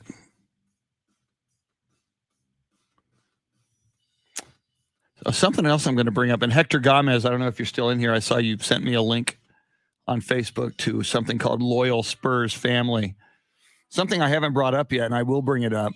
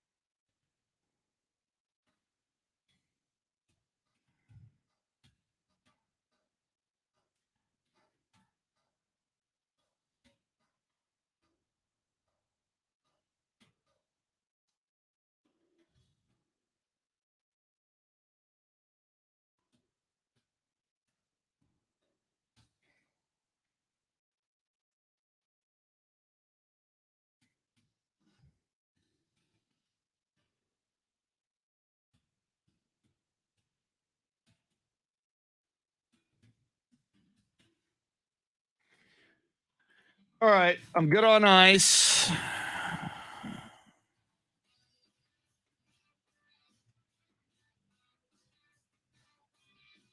Oh, that's too bad, Sam. You know what I got to do?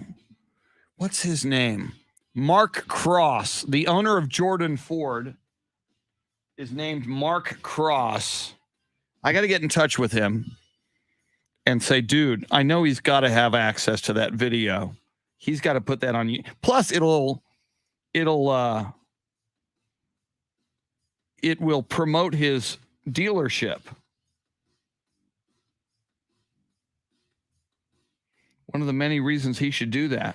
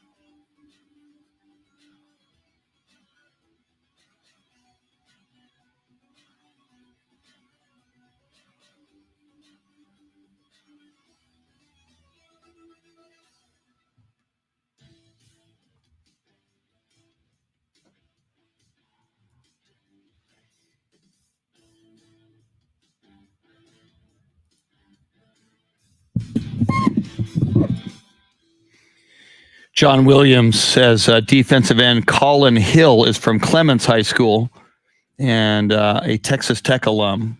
Yeah, I need to go look at those USFL rosters.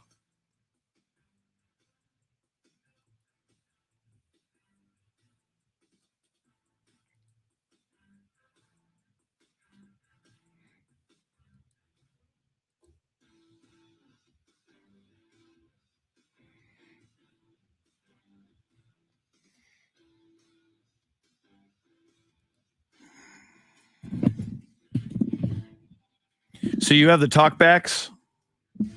How many are there?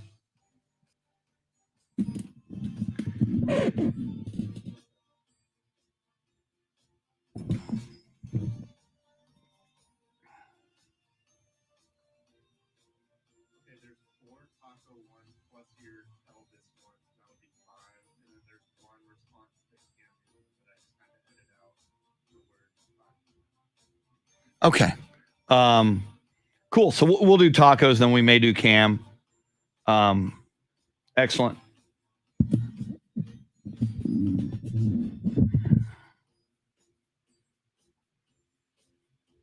Woo! All right. Let me also see. Where's that?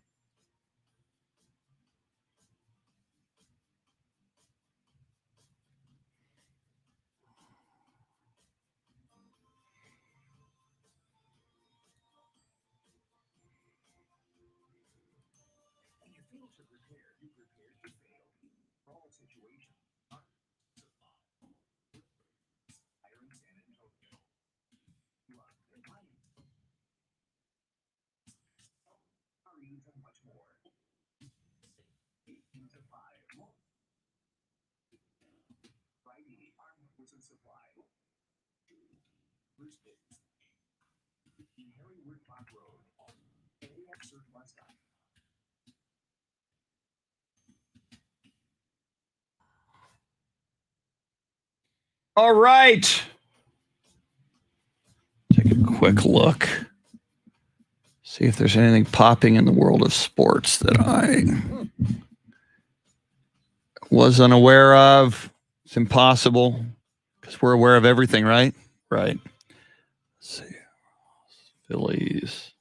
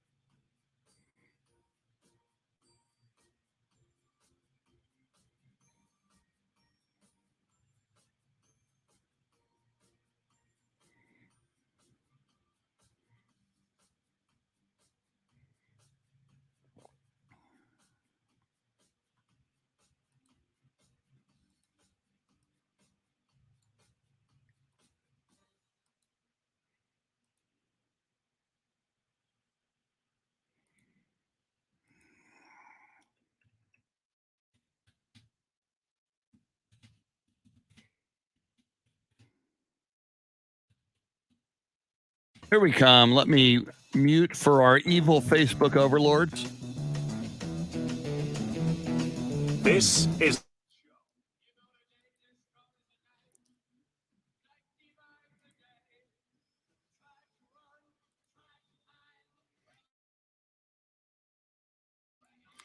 They eject our video if they hear too many seconds of music. That's why we do this. now Chris Duel. Welcome in on a Taco Tuesday. So much going on in the world of sports.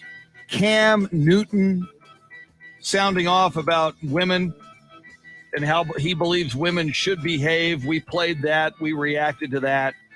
It is Taco Tuesday, so the great debate is who's got the better tacos, Austin or San Antonio?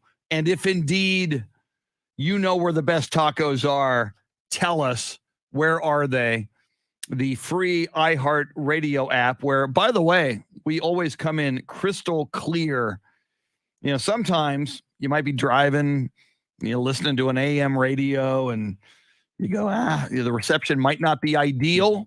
Well, it's always crystal clear around the world on the iHeartRadio app. One of the reasons we love it, it's one place you get all your music, all your podcasts, all your radio stations, all for free, which is crazy, but true. So, and the brand new feature where on the bottom of the screen, there's a microphone and you can talk back to us instantly. And we're asking you this morning, who has the better tacos, Austin or San Antonio? In a moment, we'll get some of your replies on that. We'll talk some baseball. George Springer, a big night for Toronto last night as they beat the Yankees. We mentioned earlier, your best team in baseball at the moment, the San Diego Padres at 4-1. No more undefeated teams left in baseball. And tonight, the Houston Astros will be at the Arizona Diamondbacks. Astros are 3-1. So Astros, conceivably, before the night is over, could have the best record in baseball. We will get into that. It is opening night of the NBA play-in tournament, 6 o'clock tonight on TNT. The Cavaliers at the Brooklyn Nets. Your late game tonight on TNT. Clippers at the Minnesota Timberwolves.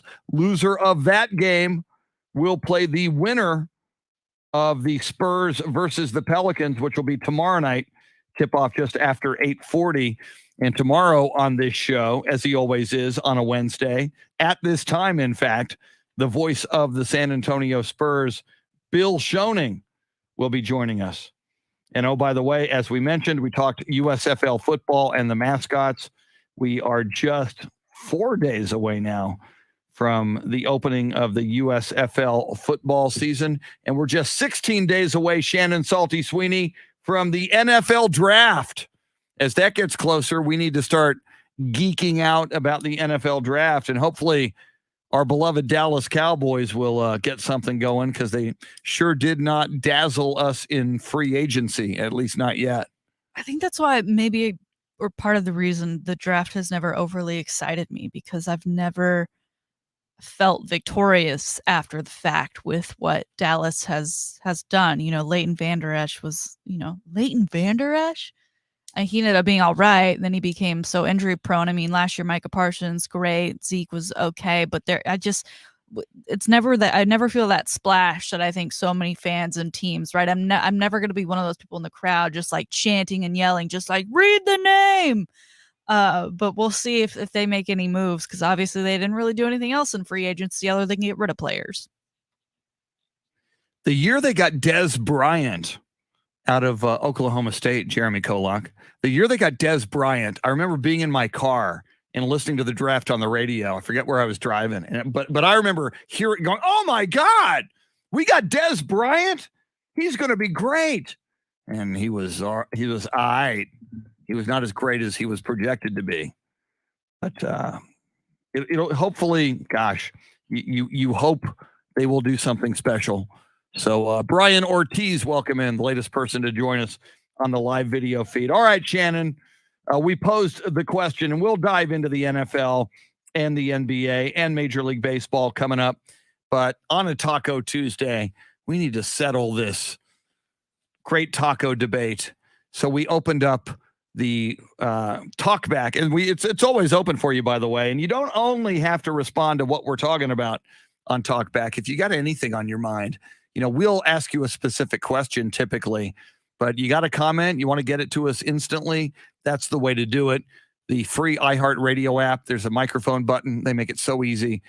You hit it, you get a quick countdown. You got 30 seconds to state your case. You send it, we get it, and we'll do what we do now, play it on the air. Jeremy Kolok, let's hear from the people who sounded off today on who has the best tacos. What do we got? Hi, Chris. This is Hector. Both Jana and I love the tacos from Blanco Cafe. Our favorite Blanco is the one at the Medical Center on Fredericksburg Road. Anyway, love y'all's show. You and Shannon and Jeremy are the best. Woo! Thanks. Hector says Blanco Cafe. Shannon, I will put that down for San Antonio. San Antonio's our leader in the great taco debate. Jeremy, you got another one? I think we do. Goes a little bit Good something. morning, Chris, Shannon, and Jeremy. This is Kevin Monk chiming in on your poll question. The debate of Austin and San Antonio is no longer a debate, to the point that San Antonio doesn't even consider it a thing. We battle over north, south, east, and west, and the best tacos are south and west side. Sorry, Shannon. Austin's not in the conversation. South and west side. At least Kevin Monk apologizes to you, Shannon. That's so nice at of least him. he delivers his opinion and then an apology. It's okay. Thanks, Right, Kevin. I got San Antonio 2. I got San Antonio 2, Austin nothing. As we know, Shannon, you're neutral in this. So, once I add my vote and Jeremy's vote, this could be a rout. Let's go to talk back number 3. Jeremy, who else do we have? Why are we even debating this issue? Of course, San Antonio has better tacos. Austin's tacos are like, I don't know, they seem kind of like too much stuff on top of it that doesn't make it a taco to me. Originality for tacos comes down here. Austin's good, but, I find it more to be hit or miss on the Austin restaurants than in San Antonio. Now, that was great. He didn't leave his name. That dude had a great radio voice. Yeah. I don't know who that was. See, this is why we want you to leave your name, because then we'd go, "Hey, Bob," or whatever your name is. But that was a great radio voice, and I love the take. Now, he was referring to, Shannon, he said, they put too many exotic things on the tacos. What you described Austin tacos as is next level tacos, which I think is a good description. Yeah, next level, new wave. That's where a lot of things are going. I mean, it's like cell phones, right? We make them bigger, then we make them smaller. I feel like food does the same thing. How can we make this so extreme, and then how can we make it delicious and basic? I mean, it just kind of goes in a wave like that. But good opinion. But please don't make tacos smaller. You can make cell phones smaller. Yeah, we're not fans But please of don't small make tacos smaller. All right. I think we got another one. So it's 3-0 San Antonio over Austin. Here comes another talk back from one of our listeners, and we do thank you all for participating. Here it is. Hey, good morning, Chris and Shannon. Tom Cunanan here in San Antonio. The best taco is from San Antonio, and my go-to place is Mary's Tacos on Bandera at Helotes. Mary's Tacos. Tom Cunanan, welcome in. Mary's Tacos on Bandera Road in Helotes, which technically is outside San Antonio, but we'll count it as San Antonio. Shannon, 4-0 at this point. Any thoughts on? I'm starting to feel sorry for Austin. All of a sudden, I was hoping, Yeah. I wanted a competition here. Well, I will say during this segment so far, we've got some more audio that's come in. So, and this is your last chance because we only have one more break in the show to send audio, Yes. so I can I can grab it. So there may be some Austin votes coming in, but you're right. So far, a bit of a beatdown. Yeah. So do we have one more currently? Okay, one more on the taco question. Here it is. This is Elvis Presley, the king of rock and roll from San Antonio. The best tacos are in San Antonio. Thank you. I like my banana and peanut butter tacos from Beto's on Broadway. Thank you. Thank you very much. That is the worst Elvis impersonation. That is the worst Elvis impersonation I've ever heard, and I know Elvis impersonations, and I know that one's bad because that was me just screwing around. So that one, I won't count that one. That was idiot boy. But Elvis would have. His favorite sandwich was a fried nanner and peanut butter sandwich. So if Elvis had a taco, it would be in Austin probably. It would be a next level taco. It would be a fried corn tortilla with bananas and peanut butter, and Shannon would call it a new wave next level Elvis taco. So there's that. We did apparently the Cam Newton. I think we also got a talk back and you don't have to stick to whatever we're asking. Talk back is there for you for whatever you want to share with us. Apparently we got a Cam Newton talk back as well. We did play you Cam Newton's comments in the 7:00 hour that are getting a lot of buzz on social media. So let's listen to another talk back, this one on Cam Newton. Y'all are talking about Cam Newton, the way he uses the word. He's using it the way women refer to themselves as bad.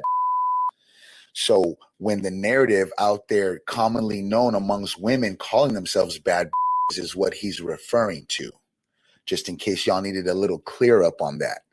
So it's the culture out there that's trending now, the hip hop culture of what he's referring to with these women. Just wanted to clear that up for y'all. All right, man. That point well taken, and thank you for that. And again, didn't leave your name.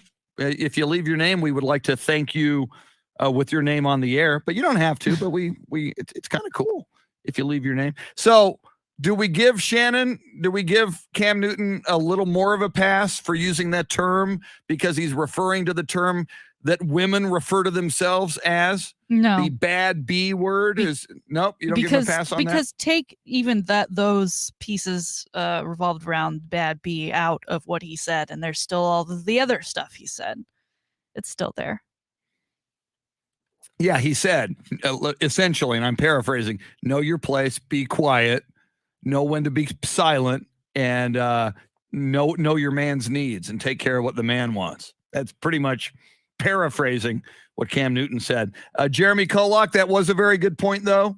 Hip-hop culture, there are women who refer to themselves that way, and was that mainly what Cam Newton was expressing?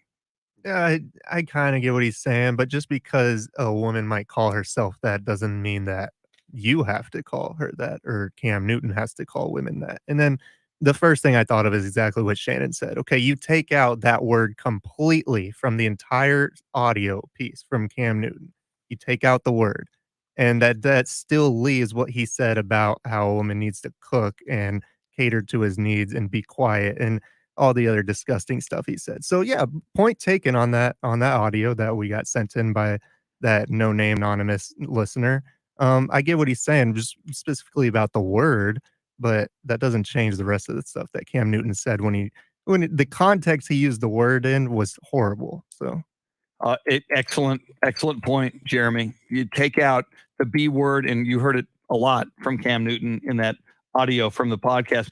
Take out the word completely, and Cam still says some pretty reprehensible 1950s era perceptions of how women should behave. So totally got you there.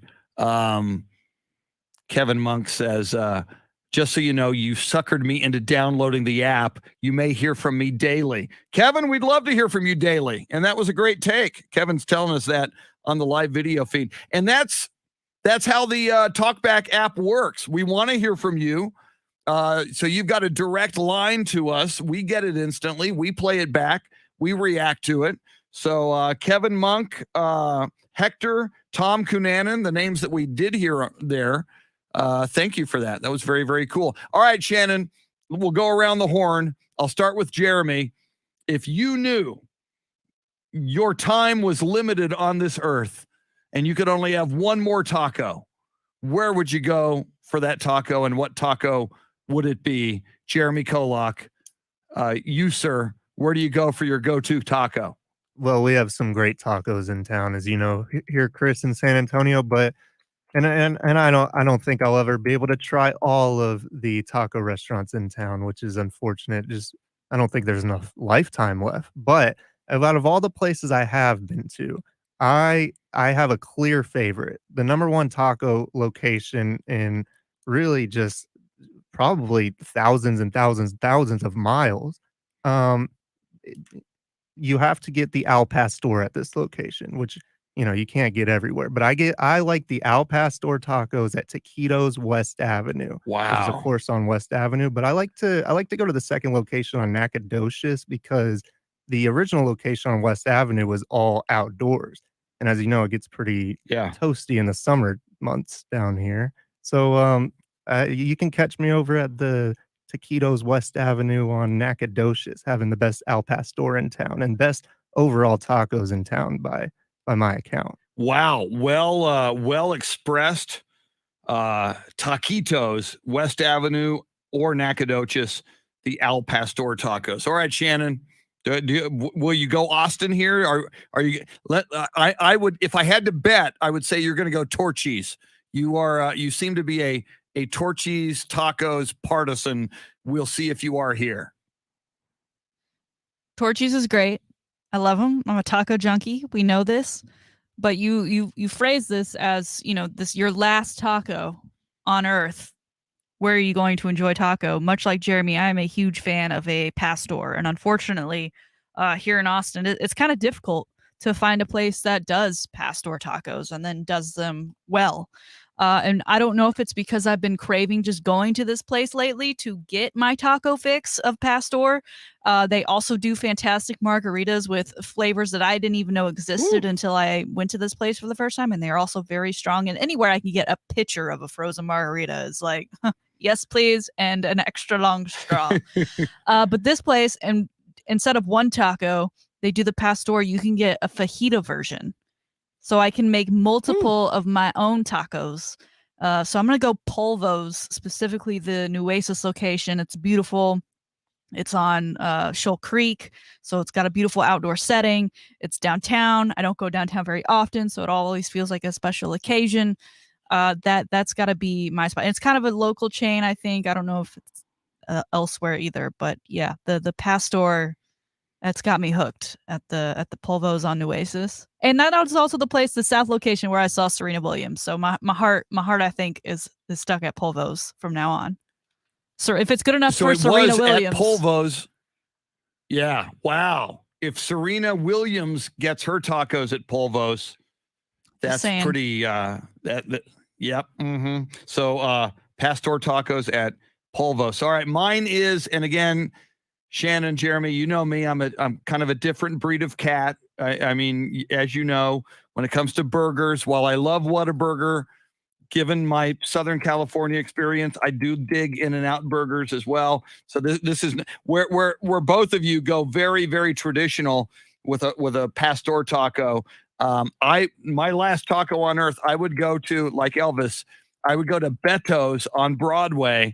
It's a fish taco. Beto's on Broadway. It's a grilled fish taco with incredible seasoning. some great cilantro. They've got a tremendous salsa you can throw on the fish taco. There's something about the fish tacos, and I know that's not traditional at all, but there's something about the fish tacos at Beto's that I'd get me a fish taco at Beto's. But honorable mention, if you just want to drive through, and there's something about the convenience of a drive-through taco, and they're all over San Antonio, and someday they will be in Austin, Las Palapas.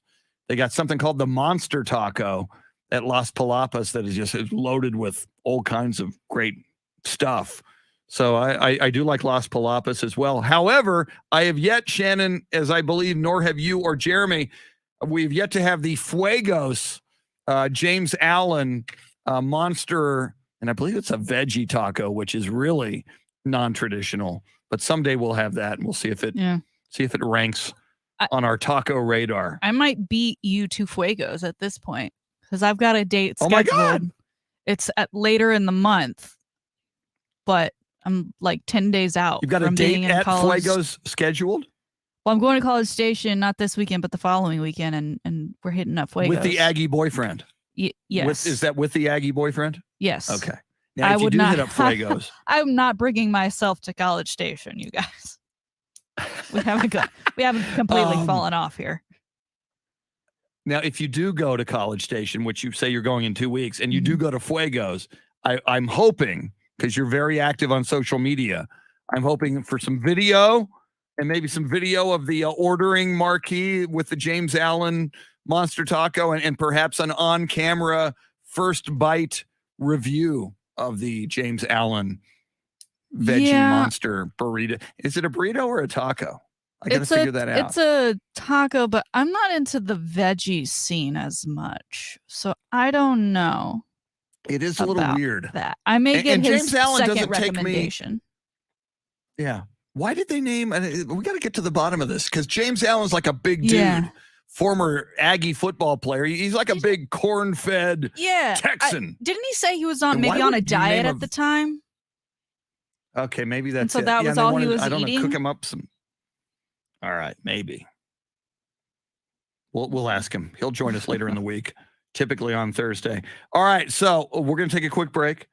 We will see not only if we have more nominations for best tacos. Are they in Austin? Are they in San Antonio? Where are they? As you just heard on Talkback, we'll play your comments on the air. Give us your name, man. We like to know who you are, and we appreciate your feedback. Also, we got a lot more that we haven't even gotten into yet, and I want to. Winning Time, the latest episode of Winning Time, Rise of the Lakers Dynasty. Speaking of the Lakers, the firing of Frank Vogel. Jennifer Lopez is engaged again. We'll talk about that. And Adam Schefter apparently has apologized for his Dwayne Haskins tweet. So we'll dive into all of these topics in the final half hour. Action-packed final half hour, which could feature you if you talk back to us on Talkback on the free iHeartRadio app. She's Shannon Salty Sweeney. Jeremy Kolok is your Soundscape Stylist. Johnny Cash taking us out. We're with you till 9 on the Chris Duel Show.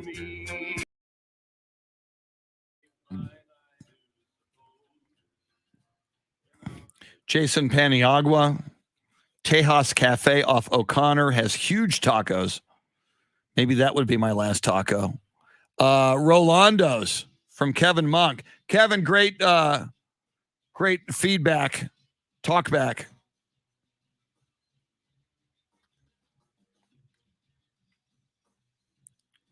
Okay, let me see if Roxana, let me see if I understand this question. If I were the Dallas Cowboys, if I were your dad in the New England Patriots, who would you get at your pick in the first round? I got to go see where the Patriots are drafting to answer that question. Patriots, I think, need wide receiver help. So maybe a wide receiver for the Patriots.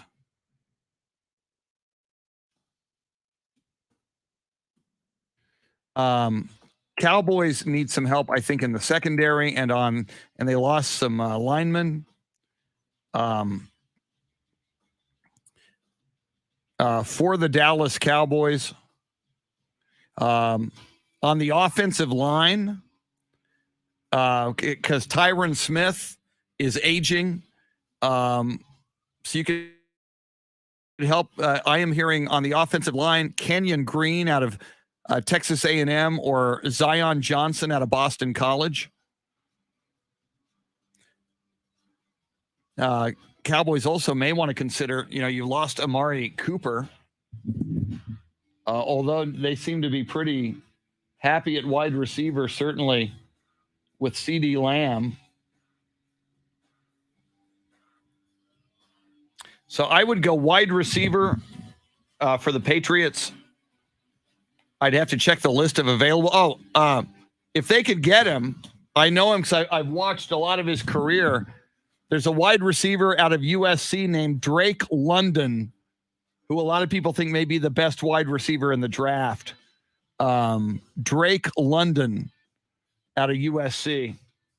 So I'd go Patriots, Drake London out of USC, and one of those offensive linemen for the Cowboys. Let's see, I'm going to get some ice for the final segment. See if Mike Taylor will be kind enough to sit in for me. Thank you, Mike. Always appreciate it.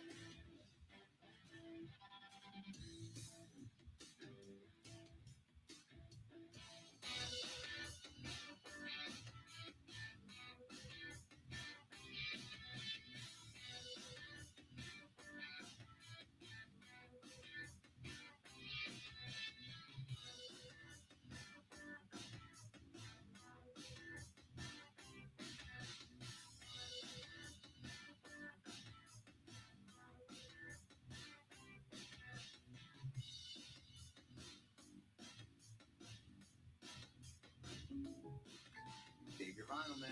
My budget doesn't. Call anytime like you like it.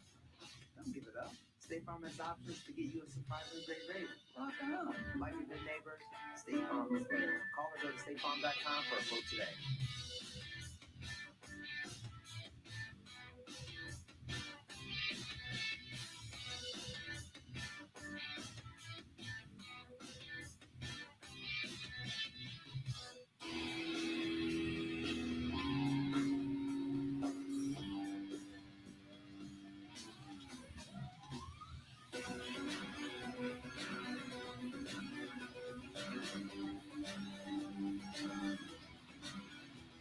And now a message from Huck's Fishing. It's that time of year when spring is in full swing and explosions of life make allergies really sing. Each sniffle and swipe can be a moment of dread as ordinary tissues make noses angry and red. So keep Huck's by your side to soften all your blows. And imagine they'll cushion your nose.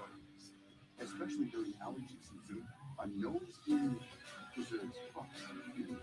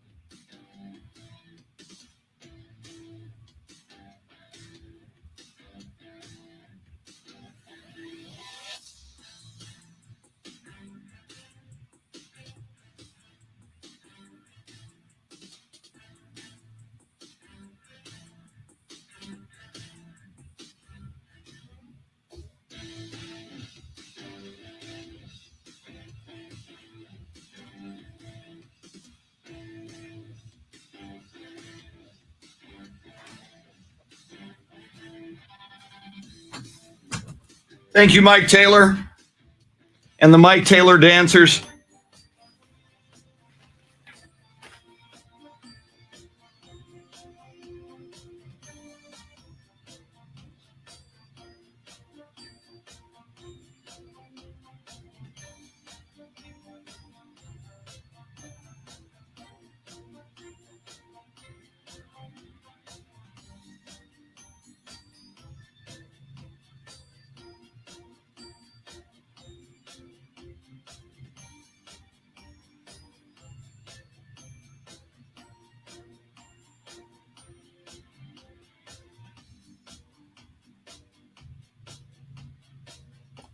All right. Thank you, Mike.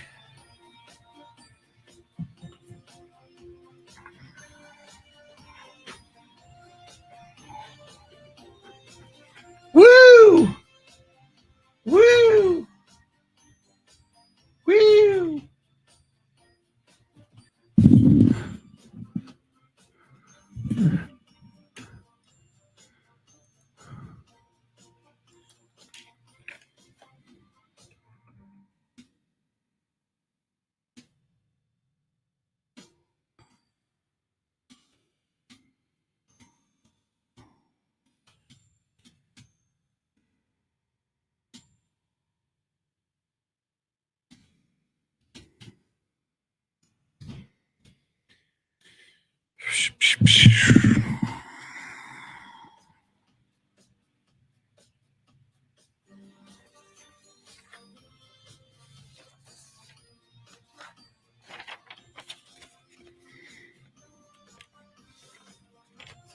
Final segment. We got a few more talkbacks, 2 more that we will hit. James Allen. Yeah, James. Shannon is jumping the gun and going to the College Station Fuegos before our official field trip with you. See, Shannon can go with her Aggie boyfriend. I'm going with James Allen on our official field trip to the San Antonio Fuegos. And James, you need to explain to us on Thursday why it's a veggie taco. I mean, I would have thought, carne asada, beef, chicken. I like me the fish taco. So, James, here we go.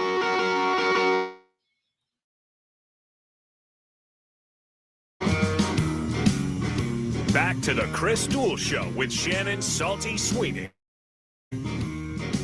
Welcome back. James Allen of the Pro Football Hall of Fame, the only man I personally know that has a taco named after him by a major chain, and that is Fuegos. We talked about it. Shannon going to go to the College Station Fuegos in a couple of weeks. But James Allen joining us on the live video feed, Shannon, and he says, good morning. Need to get tacos at Fuegos and film it. So, Shannon, do you commit to when you are at the Fuegos in College Station sampling that James Allen monster veggie taco that you will film the moment? And I think the first bite, we need to see the look on your face as you either love the taste sensation or it's not your cup of tea or your cup of taco. So will we see that on social media? I don't want to make any promises just because come on, the time at which we're going might be very late or very early. There might already be other substances in my system. So I don't know if that would be smart. I try to be smart with what I post. Nothing wrong with that. Post onto the social media. There's no law against drinking and tacos together. Very least a picture, but yeah, I don't know about. We'll see how the weekend goes. Because I don't know what else to do in College Station, honestly. James Allen has specifically asked for video. I'm just saying, I don't want to disappoint a very good friend of the show. Yeah, I mean, James I can Allen. send him one. It just may not be worthy of the internet. See, we want the people. The internet's people forever, want to Chris. know. The people want. What if I have to so, get a real you know, job one day? Yeah, you won't. This radio thing, this is your vein of gold. This is where you belong. It's only going to get better.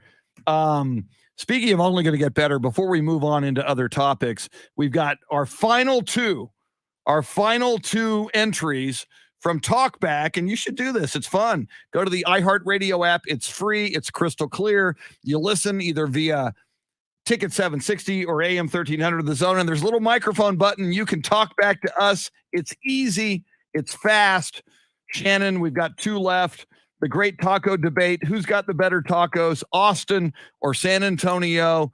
And where are they? Where do you get your go-to tacos? Jeremy, let's listen to our next to last contribution. Here it is.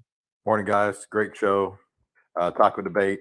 I live in Austin. From San Antonio, one spot covers it all. Eddie's Taco House in San Antonio. If you haven't been there, you gotta go.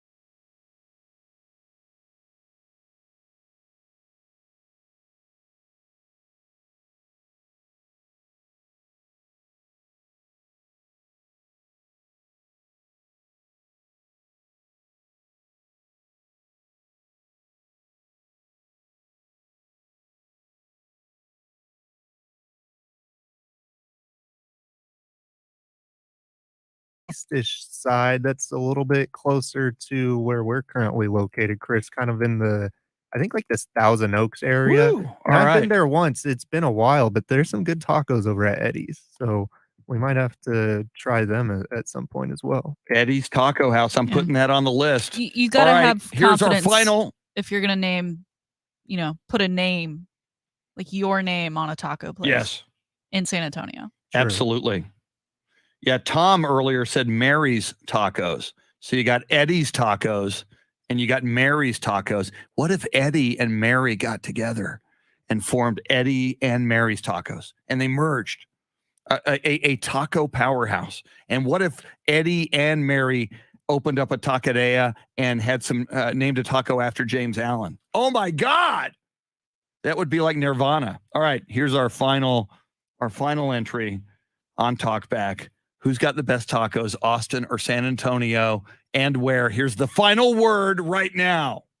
Good morning. Great show, guys. Love it.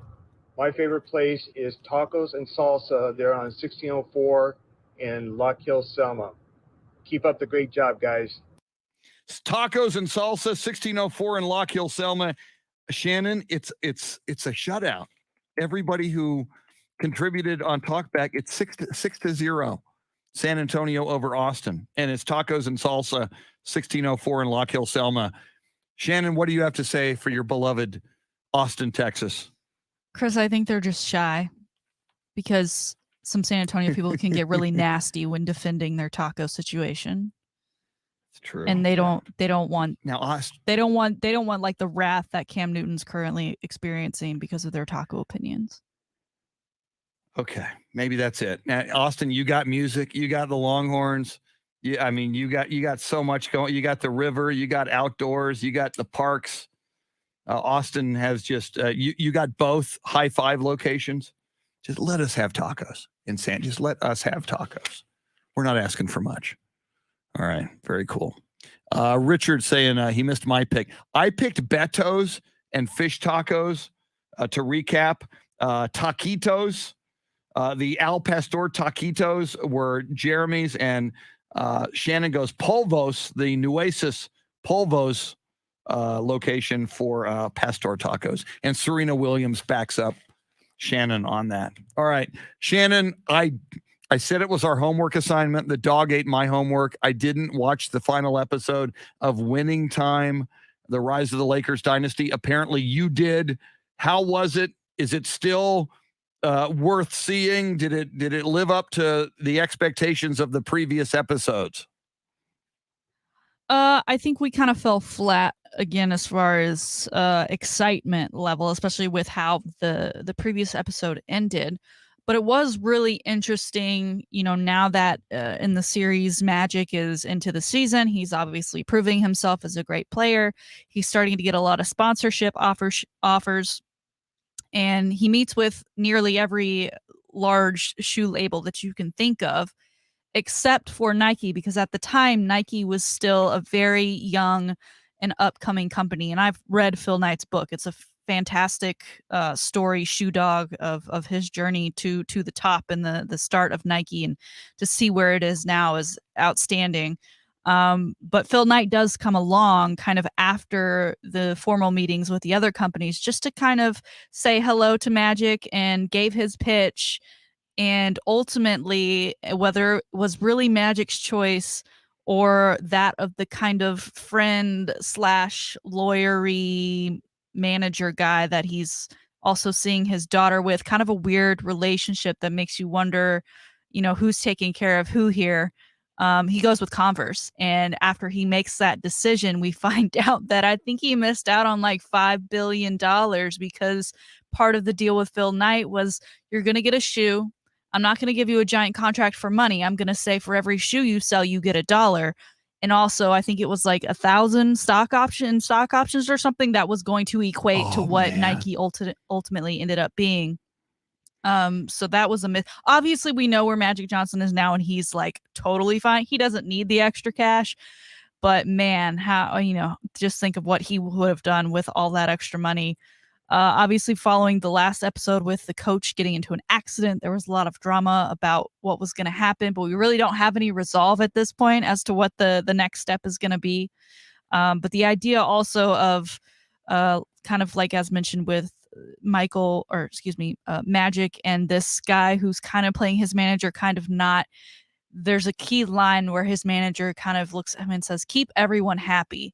And Magic has this moment of like, well, who are the important people to keep happy, and who am I keeping happy just so they'll stick around and pretend to be, my friend or whatever? Who wants me for my money and the success I'm having versus who actually cares about me? He's kind of starting to see that there is a divide there. So a decent episode, not my favorite so far, but interested to have you watch it and get your take. I will make every effort to watch it today, and I better, because there's a Spurs game tomorrow night. Jeremy Kolok, have you watched the latest episode of Winning Time yet? No. So you're a delinquent like I am. You and I blew off the homework. What kind of students are we, man? We suck. Hey, man, once you leave school, you shouldn't be having to do more work, homework. What kind of concept is that? No, I'll get to it today. I started it actually last night, and then about 10 minutes in, I was like, I am really, really tired. And as y'all know, that alarm comes creeping up really quickly in the morning. So it does. But to me, though, just the very fact that you started it and 10 minutes in, you said, I'm tired. I mean, that means the first 10 minutes weren't riveting. They didn't knock your socks off. I didn't say that. It was a long day. I didn't say that. I didn't give it enough of a chance for it to knock my socks off or not yet. We didn't get far enough in. I made a very important business decision regarding my future in the morning, and that was it. Very nice. He's very dedicated. The hardest working man in radio, sleepless in San Antonio, Jeremy Kolok. All right, there's a lot of stuff we still got to get to, and we're going to run out of time. Shannon, J-Lo, Jennifer Lopez in the news. What do we know? What's the latest on J-Lo? J-Lo is known for getting rings at one point quicker than Tom Brady, but he has since surpassed her now that he's got 7. Right? Is he at 7 or is he at 6? 7, I think. I think 7. 7, yeah. She has her 6th engagement ring.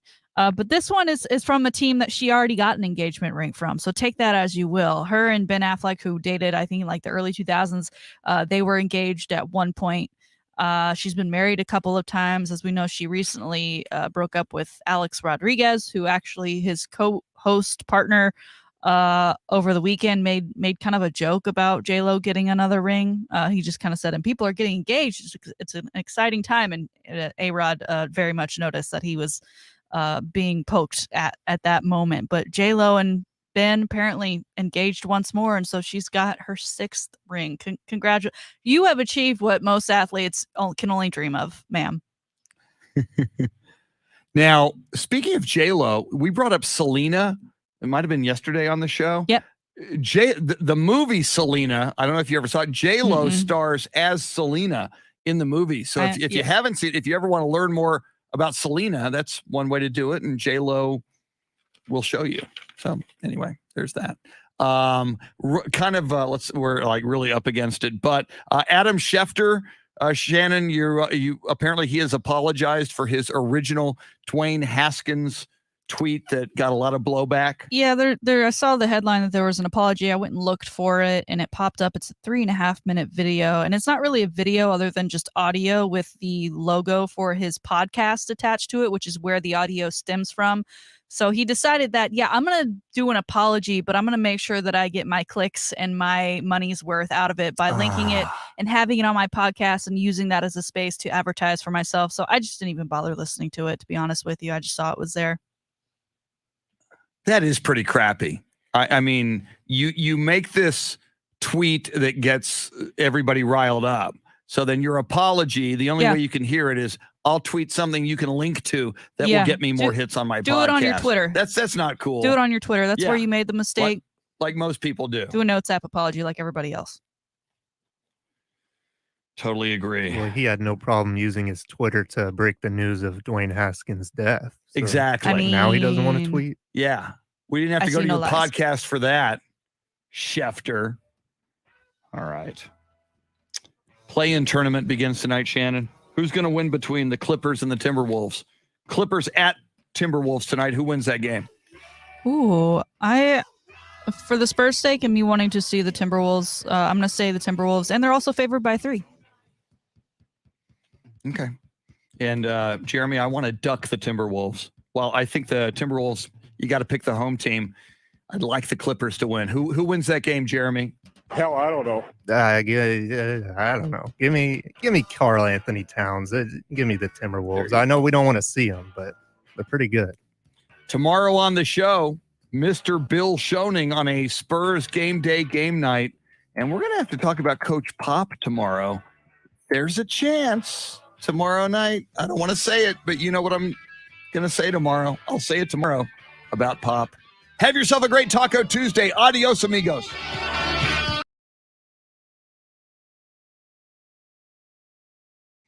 What I will say tomorrow on the show is it might be Pop's last game tomorrow. I don't want it to be.